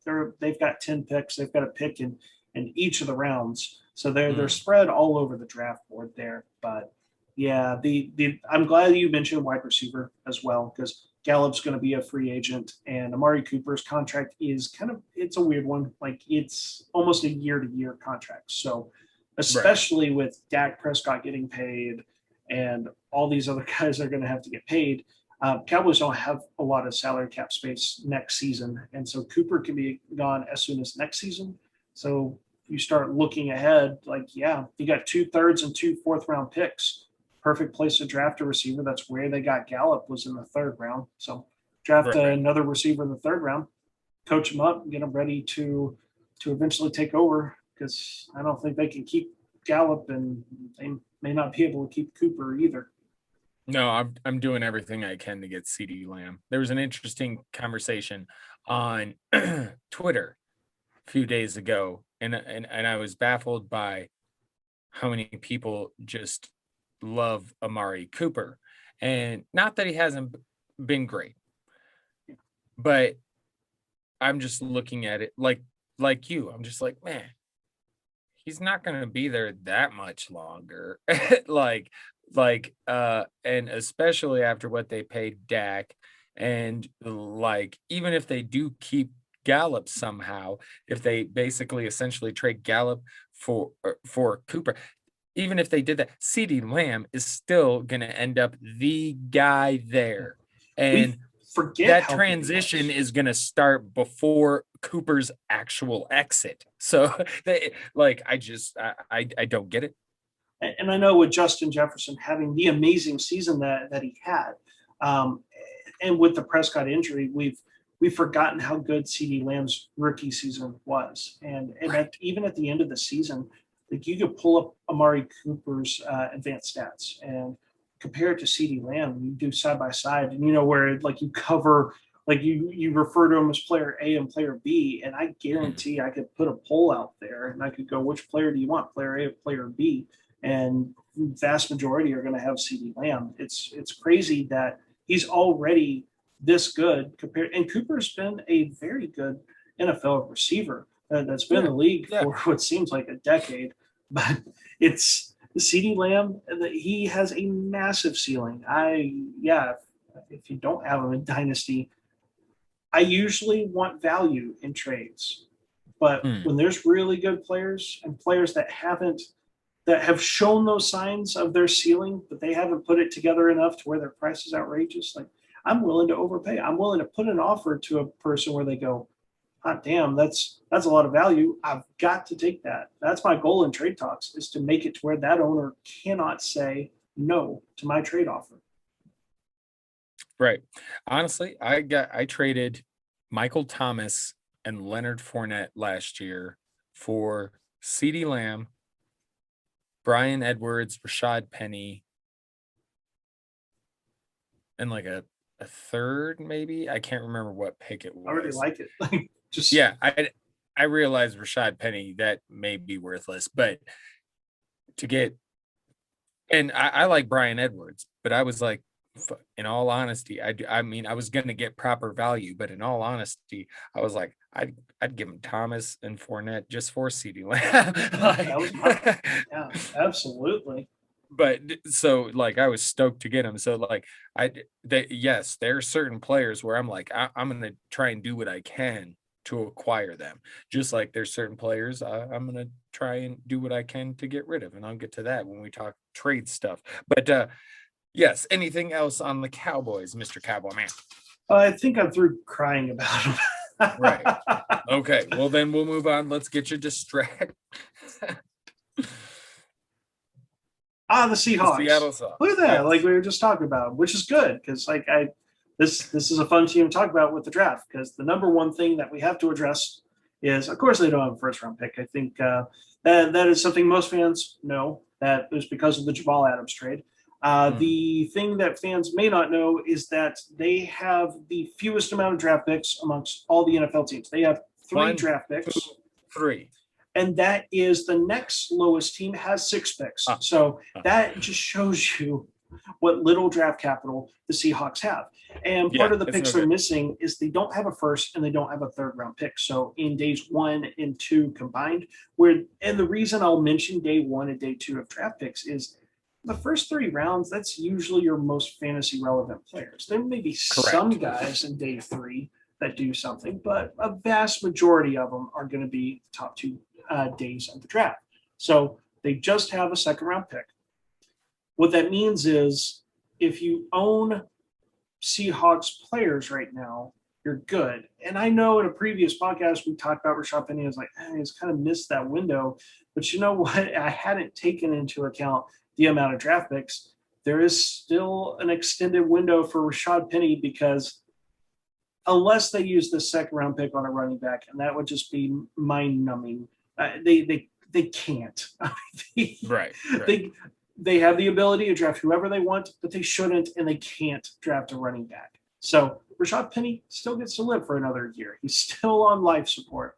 Some of my notes is really not like who they can get in the draft. There's not enough draft picks on that, but it's mainly going, we know that they lost David Moore.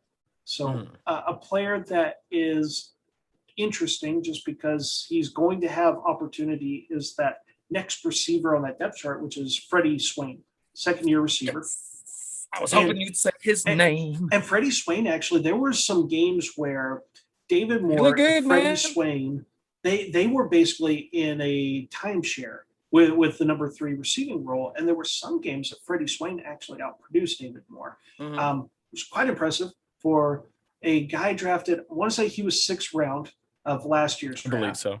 And, as a rookie, you don't get to practice at all because of COVID and everything. So any rookie that produced at all, I became interested in. Freddie Swain has opportunity. The Seahawks, I talked about it with my second article when they extended Tyler Lockett. A lot of people go, why did they extend Lockett? One of the benefits of that was they were able to take the cap hit that Lockett had for this season, which was a decent amount of money. And they were able to lower the cap hit. What a cap hit is how much money a player counts for the salary cap, because teams only care about the salary cap. They have to manage that, budget it. So even with the extension of Tyler Lockett, they have about $7 to $8 million in cap room, which is basically enough to sign your rookie class. And they have a lot of offseason roster spots to fill. So they're not going to be bringing in any big names. So with 3 draft picks, you got good odds there that they're not going to bring in a big player. And some people have gone Antonio Brown. That would be great if he could be the number 3 receiver. But how are they going to clear more cap space?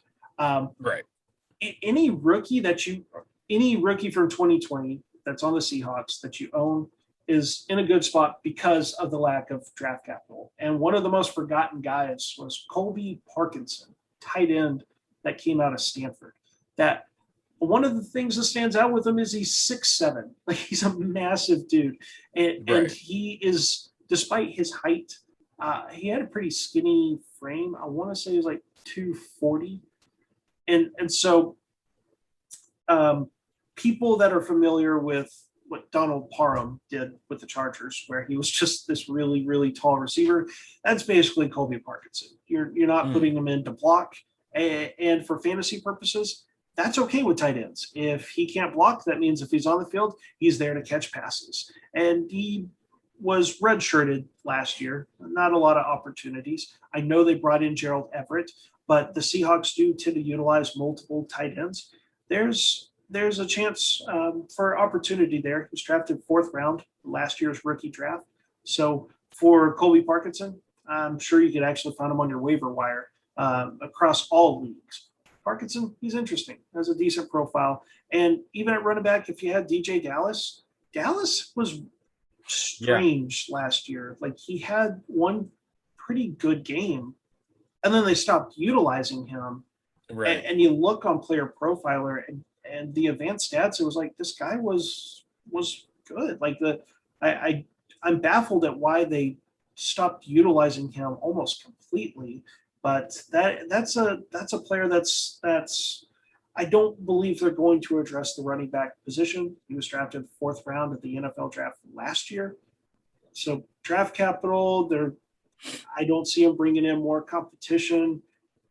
I can't explain what happened last year, why he stopped playing, but that one game that he got some opportunity, got some run, it's pretty good. And he's going to be dirt cheap because people pull up the depth chart and they're he's 3rd, 4th, maybe 5th on the depth chart.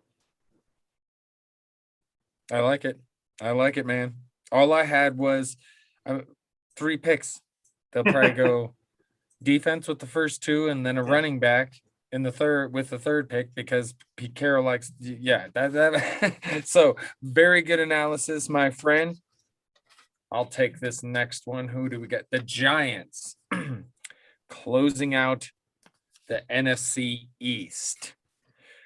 Well, in the first round, they've got the 11th pick. So defense still needs some work. They still got a lot of holes. I can't say where they'll go at 11, but I do feel like Danny Dimes seems to be safe We get another year to see what he has to do. I've actually talked about him. I like Danny Dimes this year. I want to see what he does. He has rushing upside. I want to continue to see what goes on there. So he's got plenty of weapons at receiver now because they've added Kenny Galladay, John Ross. They already had Sterling Shepard, who probably won't be with the team much longer. But then you got Darius Slayton. So plenty of weapons at receiver. Evan Ingram, Kyle Rudolph. Where could they go offensively? Well, like you talked about with Christian McCaffrey, I do believe it's about time they go after someone behind Saquon Barkley, because last year was fucking pathetic. That was fucking pathetic what they put out there for a run game last year. So that would be my suggestion. And I don't have any guys in particular, but I mean, because the guys I really like, I don't want to go see them go somewhere and be backups. But I do feel like later on in the draft, they need to try and grab one of these guys. And some of the names you did mention, now they've completely spaced me, but that you mentioned previously, I really do like. Michael Carter was the one I really liked for Carolina, but there was a couple other you mentioned. I mean, getting someone like that to put behind Barkley, just so they have something, because last year was just terrible. And I'd like to think if that were to happen again, they'd be a little better set up. And Danny Dimes has more weapons offensively with Kenny Galladay and all of that. But there's got to be that answer behind, like, you just can't roll like they did last year. I mean, the Panthers, like you mentioned, Mike Davis, great job. Giants had nothing even close to that. They ended up signing fucking the previously mentioned and washed up Devonta Freeman. So go ahead if you have anything else to add to the convo with the Giants. Hill was the guy I was thinking of. I was going to say there's only one, and this is bold, but my bold prediction with the Giants during the draft is they are going to trade Evan Ingram. I feel like the writing's there. They went and gave a decent amount of money to Kyle Rudolph. They went and paid Kenny Galladay. I know a different position, but Evan Ingram was kind of the de facto number one. And Evan Ingram played through a Liz Frank injury, but even before he suffered the Liz Frank injury, there's been trade murmurings for over a year now. And at some point it's going to happen. And I know I want to say his fifth-year option was picked up. And I admittedly have to look at how does that affect like trades and stuff. But even if it affects the Giants salary cap, even if it's fully guaranteed, the trend we're seeing in recent seasons, teams aren't as stubborn when it comes to sunk costs. A lot of people try to get the value, get the bang for their buck. But NFL teams have gotten better at going, okay, we just have to eat the money and make a move to make us a better team. So that's all I got. Like I had in red was we know veteran players get moved. It would be more day 2, maybe even day 3 there, just with durability concerns. But I see the Giants moves and I go, they're getting ready to move Evan Ingram. I could see it. It's funny because I also have an interesting trade scenario for one of the teams remaining. Not this one, damn it. I was hoping I'd pull it. So the Bucks. I literally have shit. I mean, they can fuck off. I mean, I know, because I'll start with Chris Godwin. I love you. Oh wait, is this you? Oh, it is you. I had the Giants. I was about to go into my thing. You know what? It's fine because I didn't have shit for this team anyway. Truth be told, I don't either, because the number one fact, and people listen to the podcast, people that follow the NFL, fantasy football, we know the narrative. They brought back all 22 Super Bowl starters. Great. So what does that mean about the rookie draft? You're really just hoping that any of these rookies that you have fallen in love with don't land there. the opportunity isn't going to be there. But I will say I've got some interesting stuff because we all know running back, they're set. They brought back Fournette to pair up with Ronald Jones again. I don't believe they're going to target running back at all. They have no need to. They invested day 2 pick in Keyshawn Vaughn, and he's currently their 3rd string running back. Wide receiver is a position they could go early. The reason for this is, for whatever reason, that they've been interested in bringing Antonio Brown. Apparently, the money isn't right on that, but nobody else has signed Antonio Brown. And so it seems there isn't much leverage for Brown. But if they want to play it safe, I honestly believe if you look at the backup receivers behind Evans and Godwin, they'd be fine. Scott Miller's produced when he's gotten on the field. Tyler Johnson, when he got on the field, he would always make a spectacular catch.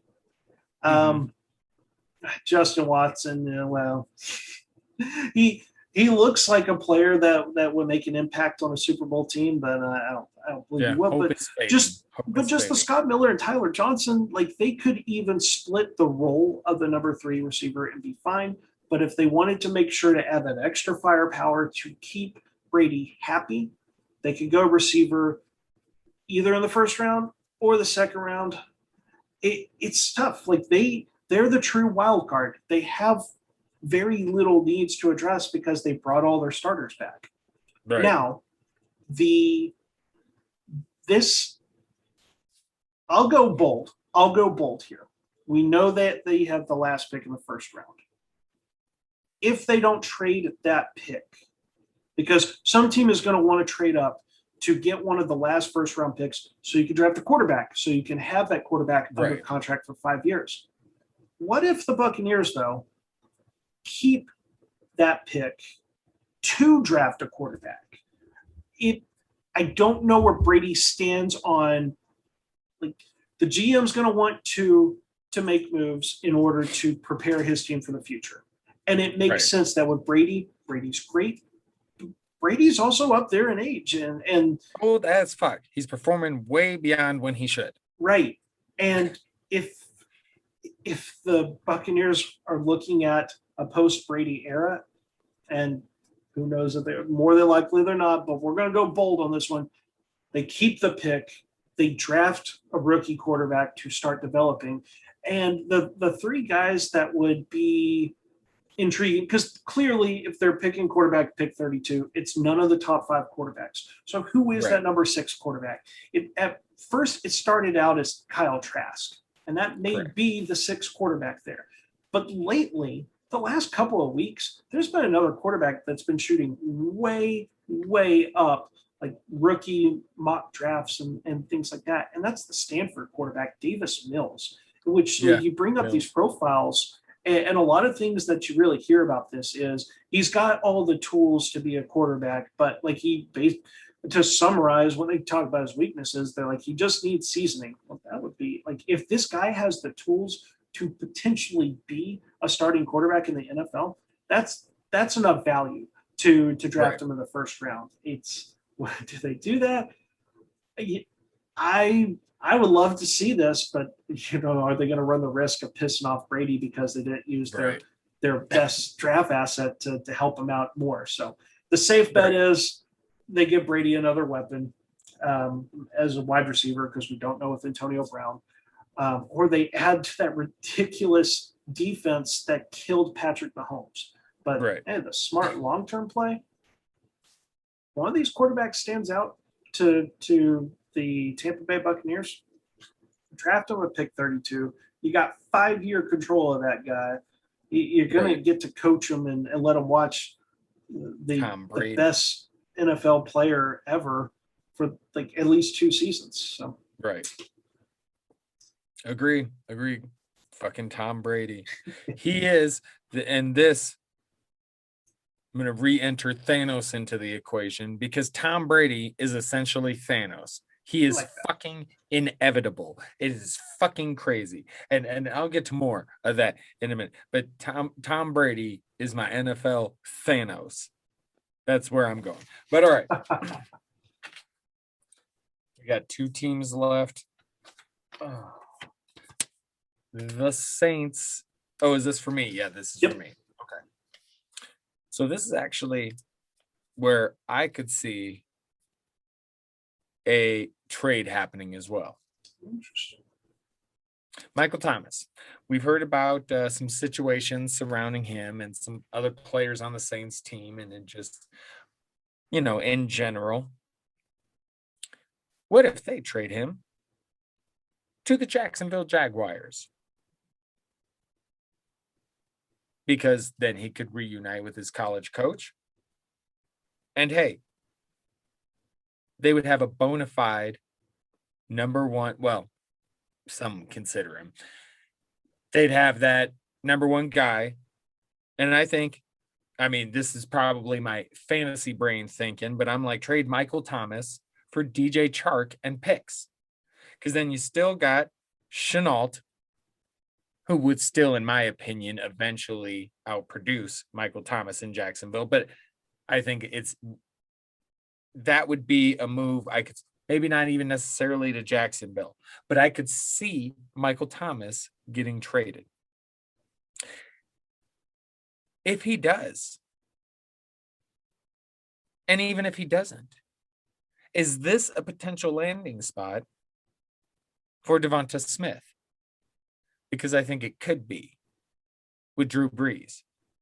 And you look at the quarterbacks there, if you want to use some of Smith's speed, then he does have speed, right? I'm not getting this confused with somebody else. The tough thing with Smith is he never tested.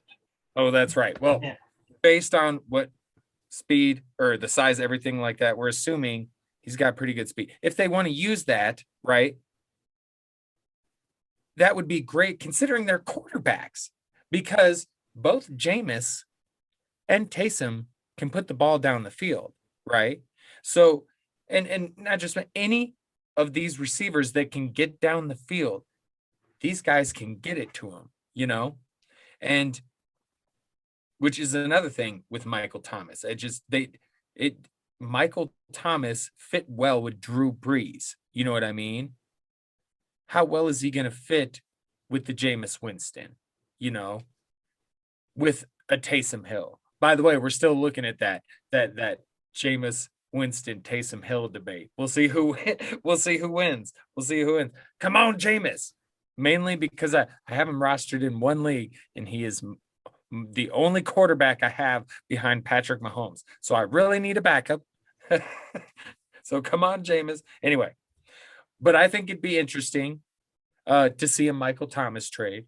And I do think it happens. And I think this is someone, I love Traquan Smith. I love Marquez Callaway. But I do feel like this is a spot where they could bring someone else in. And, even if not in the first round, later on in the draft.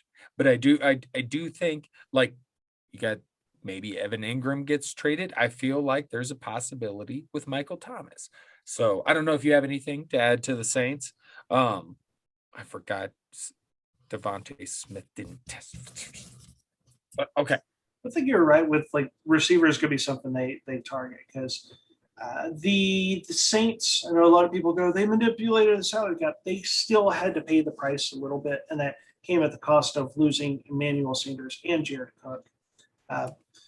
And there wasn't really they didn't replace him at free agency. They did bring in Nick Vannett at tight end.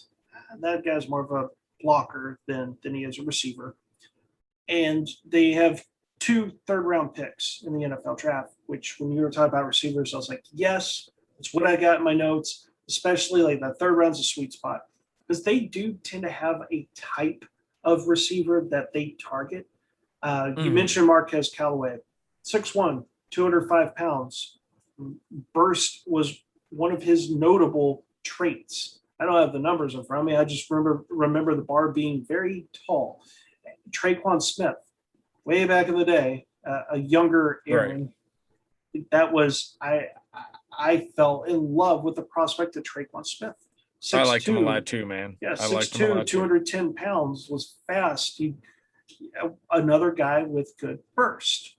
The the reason I mentioned that is they do tend to favor these taller receivers. And there were two receivers that I'm like, okay, these guys are going in the third round where the Saints I was have going to say, because that doesn't picks. bode well for some of the receivers in this class. Then. Right. And there's not a lot, but also like another thing too with like Marquez Callaway, who went to Tennessee, and Traquan Smith out of University of Central Florida, is they do tend to like their receivers more recently. These bigger, pretty athletic receivers are coming from the South, right? So there were two receivers in the South that kind of fit the mold, at least, and it's not a perfect comparison. But the number one was Tamorian Terry. I hope I didn't butcher that name too bad, but from Florida State. Most notably when Cam Akers, of course, who was a fantastic rookie running back during playoff time, at least. The Florida State offense was horrible. It was horrendous, a train wreck. But the two guys that carried that offense in 2019 was Cam Akers and Tamorian Terry. Terry didn't test as well as we would have liked, but he still, it was mainly he came in lighter. He tried to beat Devontae Smith and be about 10 pounds underweight for what he was listed at, but still 6'2", I want to say 208 pounds, which is right there with the Marquez Callaway, Traquan Smith measurement there. The other receiver is kind of a polarizing receiver, and the guy's name is Seth Williams out of Auburn. Once again, a guy that's in the South. That's where they've been getting their receivers lately. He fits that. He's 6'3". I can't remember his weight off the top of my head. I want to say he's 210, but he was right in that weight range too, with Traquan Smith, Marquez Callaway, and Auburn's right there in Alabama. So two receivers that are projected to be in that third round, and that's what they do. They got Traquan Smith in the third round. Callaway was somehow an undrafted free agent, but that's I didn't get that one. Yeah, they have a hole to fill with Emmanuel Sanders, and like these types of receivers, they profile. If Michael Thomas is playing more in the slot and running his slants, that means you got to have someone out wide. So those guys stand out. And then one other quick thing too is like they may be looking ahead to the future, and it's going to be difficult to afford Latavius Murray as a backup running back that's also now in his 30s. So this may be the draft that they draft a guy that fits that role. And Latavius Murray's role in this offense is he can catch passes out of the backfield, but he is built bigger than Kamara. He stands at 6'2", 228 pounds. They do tend to favor – the one trend I saw with running backs for the Saints is they like their running backs to at least be okay in the receiving game. Usually their college target shares were at least 50% or more. A couple of guys that intrigued me here. One guy that I haven't even talked about, Chuba Hubbard. It would be an interesting thunder and lightning with Kamara, where Kamara would be a bit more of the thunder. Like Hubbard is a tad skinnier, low BMI. Didn't test well, but you'd like to think that the speed has got to be better than what he tested at. I want to say he had a 4.56 40-yard dash. It was very disappointing for a sprinter. I know I've talked about Kylan Hill too. The more I look into this guy, the more I like him, and that skill set of being able to do everything fits with Kamara. But I see this being the draft where the Saints, it's not that they're going to release Latavius Murray, but they may draft a guy that is the third string this year as he kind of adjusts to the NFL. And then next offseason, they cut Latavius Murray, save about $4 million on the cap. And it's like, look, we've got a talented running back we took late day 2, early day 3. Yeah. I don't disagree with the running back. I think the reason I didn't bring up tight end was, for me, they got Troutman. I feel like he's going to get his opportunity, or at least I would think so. I'm with you too. But I do like the mention of a Kamara. It's just another one where, hey, running backs have been around for a few years. You got to start looking at possible replacements. You just got to, because, I mean, it's so tough because there's some, it's like they deserve to get, it's my conundrum with the running backs because there's guys that do deserve to get paid. And but at the same token, like you can't, you shouldn't, you shouldn't pay him. It's smarter to just draft. Yeah. Anyway, so close us out with the 49ers, and then we're going to do a quick outro and we'll wrap this up because I'm pretty sure this has been fairly long pod. So gotcha. Go ahead. I'll be quick with the 49ers then, because we'll just start with the obvious. We know they've got the third pick in the draft. They're going to go quarterback, probably Mac Jones. Nothing more needs to be said. I just want to say one thing about that. Yeah. I think it's going to be Justin Fields. I think this Mac Jones shit is a smokescreen. I hope so. I'm with you. I want it to be Justin Fields. If they don't, they're fucking stupid. They're fucking stupid. And I'm with you. It better be Justin Fields. I guess I've just kind of been at this point. I'm like, okay, that'll be Mac Jones. But if it's Justin Fields, I'll be pleasantly surprised on that one. Little fun tidbit real quick with the backfield. We were talking about zero RB. Well, it turns out that Mike Shanahan no, not Mike Shanahan. Wow, sorry, his son, Kyle Shanahan. That's all right, dude. I've made a handful of mistakes today. I'm like, oh. Well, his son, Kyle Shanahan, he is the zero RB zealot. If you've looked in the backfield there, Jeff Wilson, Raheem Mostert, Jermichael Hasty. There's, Austin Walter? That may be too deep for some. That's a very deep running back name. The only guy in the backfield that actually has NFL draft capital is Kyle Juice. I think his nickname's Juice. I am not going to say his last name. I will butcher the heck out of that. The fullback is the only one that's actually got drafted in the NFL draft. All the running backs, undrafted free agents. Mm-hmm. I say that because in terms of fantasy, receiver and tight end, not worried about. Kittle, Ayuk, Debo. I don't want a guy with day one or day two draft capital going there. One player that does intrigue me is our companion over at Player Profiler, Cody Carpentier, has been banging his fist on the table for this running back, Jamar Jefferson. Oh, man. Oh, yeah. Go to San Francisco? Yeah.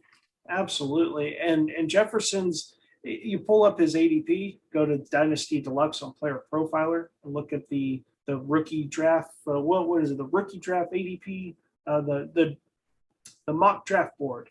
And Jamar Jefferson is going like day 3. So, yes, the 49ers don't invest draft capital in the running back position. But if they are, day 3 is not a big – that's not a big investment. And I'm sitting there and I'm looking at their draft picks. They have 3 picks in round 5, along with the 6th and the 7th rounder. So 5 of their 8 picks. Just do it, Shanahan. Okay. 5 of their 8 picks are day 3 anyways. So, got some extra draft capital. Go ahead and take a guy. I wouldn't be shocked to see a running back go there, but probably day 3. So 49ers, they are smart about that. So that is really all I got. We know they're going quarterback. Receiver, tight end, they're good. Let's get a running back there because right now it's basically Jeff Wilson and Raheem Mostert. That's all. 100% agree. 100% agree. All right. We did it. Teams in a hat. From a hat.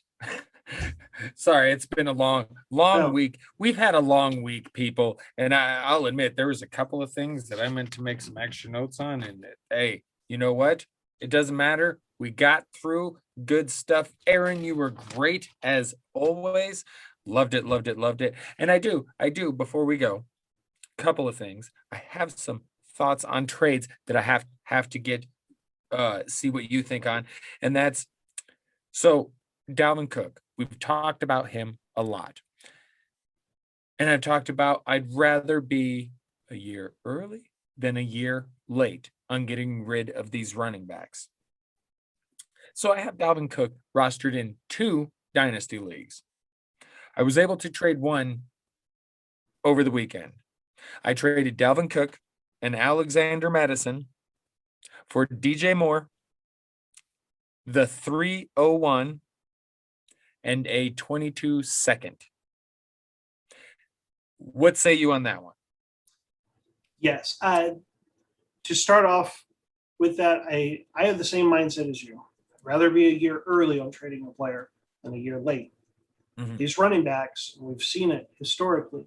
Todd Gurley, I have Le'Veon Bell in the league. What the hell do I do with Le'Veon Bell? You can't do anything with Le'Veon Bell. Just holds up the Right. roster spot.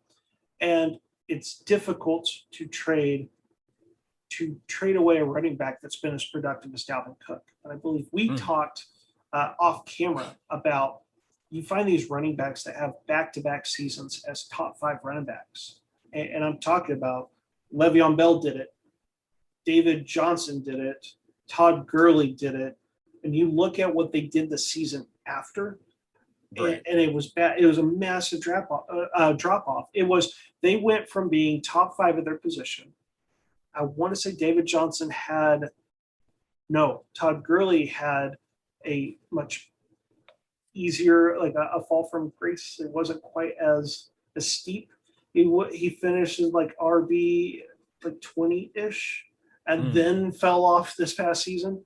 But if you wait at all on running backs, they're value craters. And DJ Moore he's fantastic. Like he's a young receiver. That receivers just naturally they last a lot longer. Their value in dynasty leagues last a lot longer.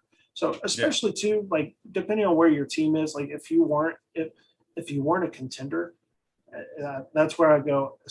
Heck yeah on that one, because Madison is just a handcuff too. It's like we don't know like if Cook falls off, like what that's going to do with Madison.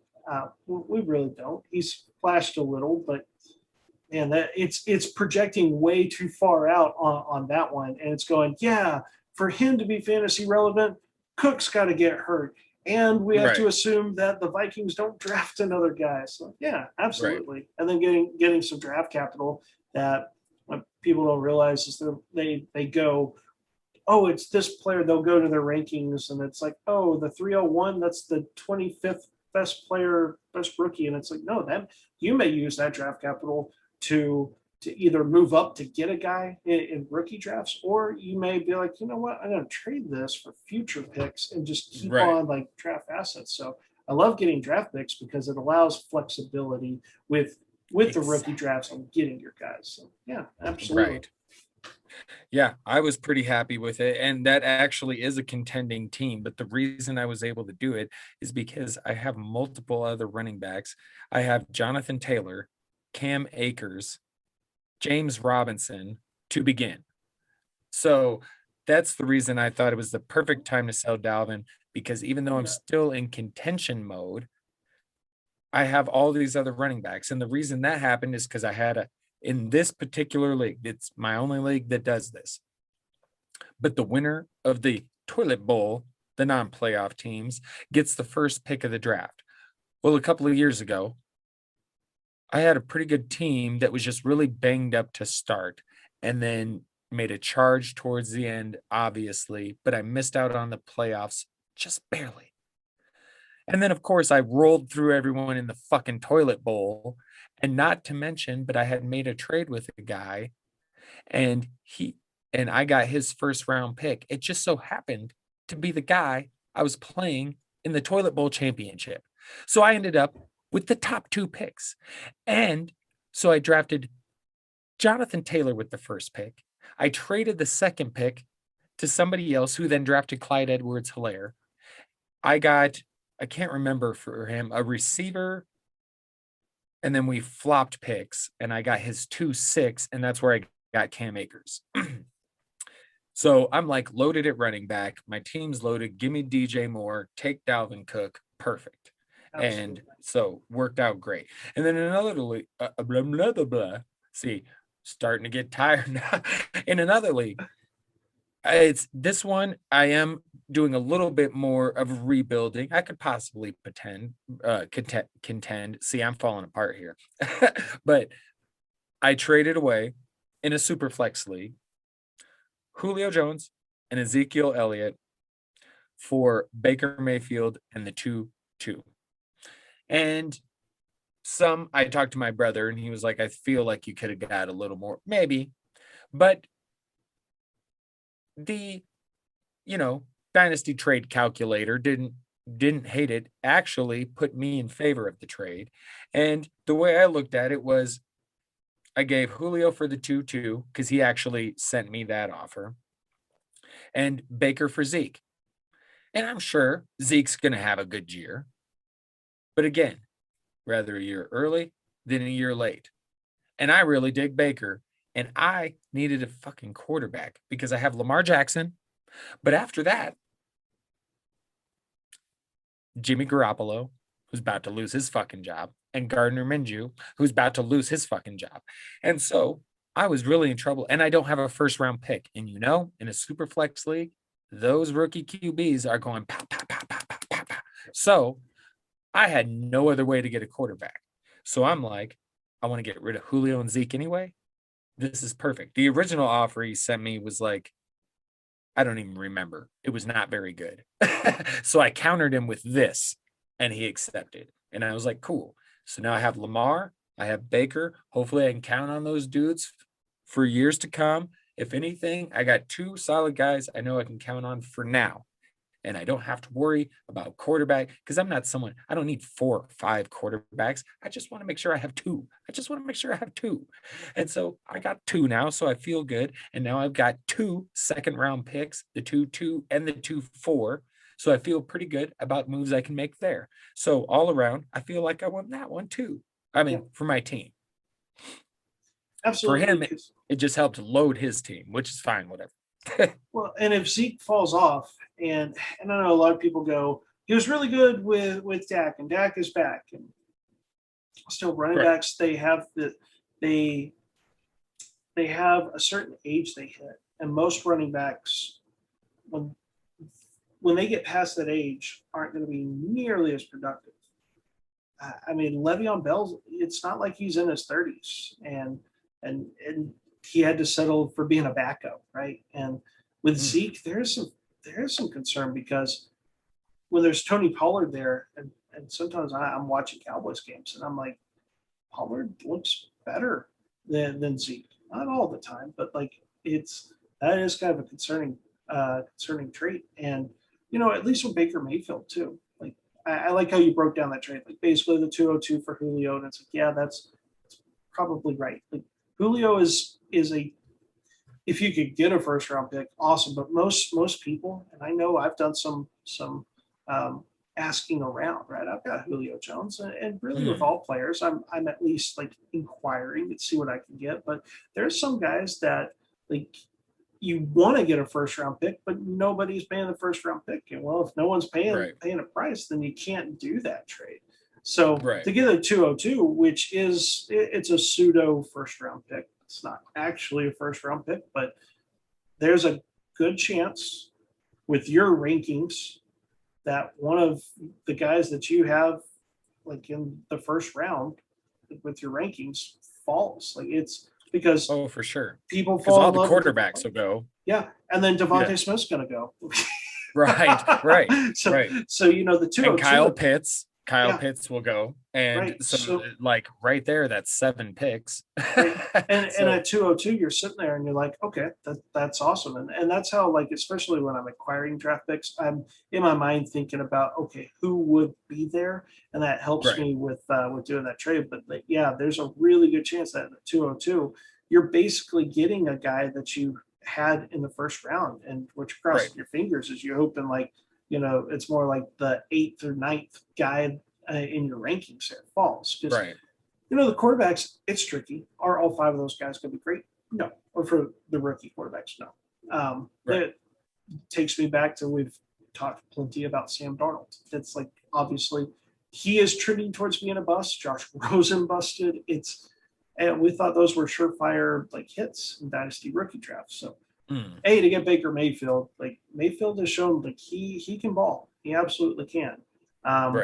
And quarterbacks, they play so much longer. Like with Ezekiel Elliott, that guy may get like a couple more seasons out of him, and then he's going to be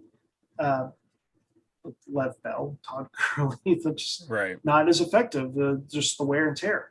Whereas with Baker Mayfield, it's like, golly, you've got a quarterback that he can throw that ball and is doing pretty good. and is just going to be an instant start for you. And it happens to be a trade where A, you got good value, but B, it also fit a need. That's rare to get both in the same trade. Yes. And I feel like, especially with the receivers I had on the team from the Dalvin Cook trade, I was like, I feel like I'm pretty set up with all these young running backs, and I had some more guys on my bench, but I'm like, I could use some help at receiver.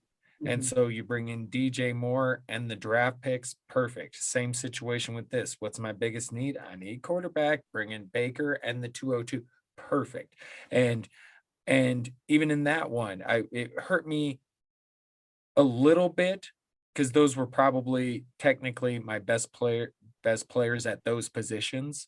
But I've still got talent in both positions, and now I've got 2 high seconds to work with. So yeah, I'm digging it. I am digging it. Okay, we're gonna wrap this tea party up. Great pod. We got the teams from a hat wrapped up. That's good stuff to go. I have an idea for a game potentially next week. You'll have to let me know your thoughts off camera, but it's centered around what I brought up earlier, Tom Brady as Thanos, talking about, just for a segment, a game, NFL players as comic book characters. Rather, the comic book characters, what NFL player would you put as them? Just like Tom Brady as Thanos. I'd do a little game like that next week. Might be kind of fun. And I got all this in my head because we were watching the Avengers this weekend with the kids, and I do love me some Infinity War. I watched Infinity War. I was like, man, fucking love this movie. And then I watched Endgame, and I was like, man, I fucking love that one too, because I'm a big Doctor Strange fan. So I love Infinity War, seeing all the Doctor Strange. But then, how can you not like Smart Hulk and Fat Thor in Endgame? It's just great. I hope I didn't spoil anything for you. Oh no, I'm caught up on it. Well, we'll have to talk about that off camera, but I think that could be a fun little segment, NFL players as superheroes. But we're going to go ahead and get out of here. Super late. Thank you, as always, Aaron, for joining me, for being by my side at this mad tea party. And yes, do you have any final words, my friend, before we get the hell out of here? Thank you for inviting me. It's always a blast. Always have fun. And for people listening, hope you learned something. Yes, and enjoyed our crazy teams from a hat game, which was probably also fun and informative. Yeah, you're right. They probably had to have learned at least a little something. I know I did. I learned that Dan Arnold is not on the Arizona Cardinals.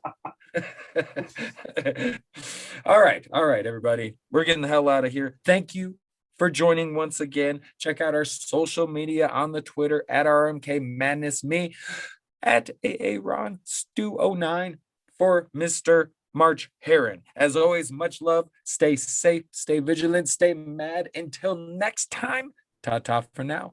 Laters.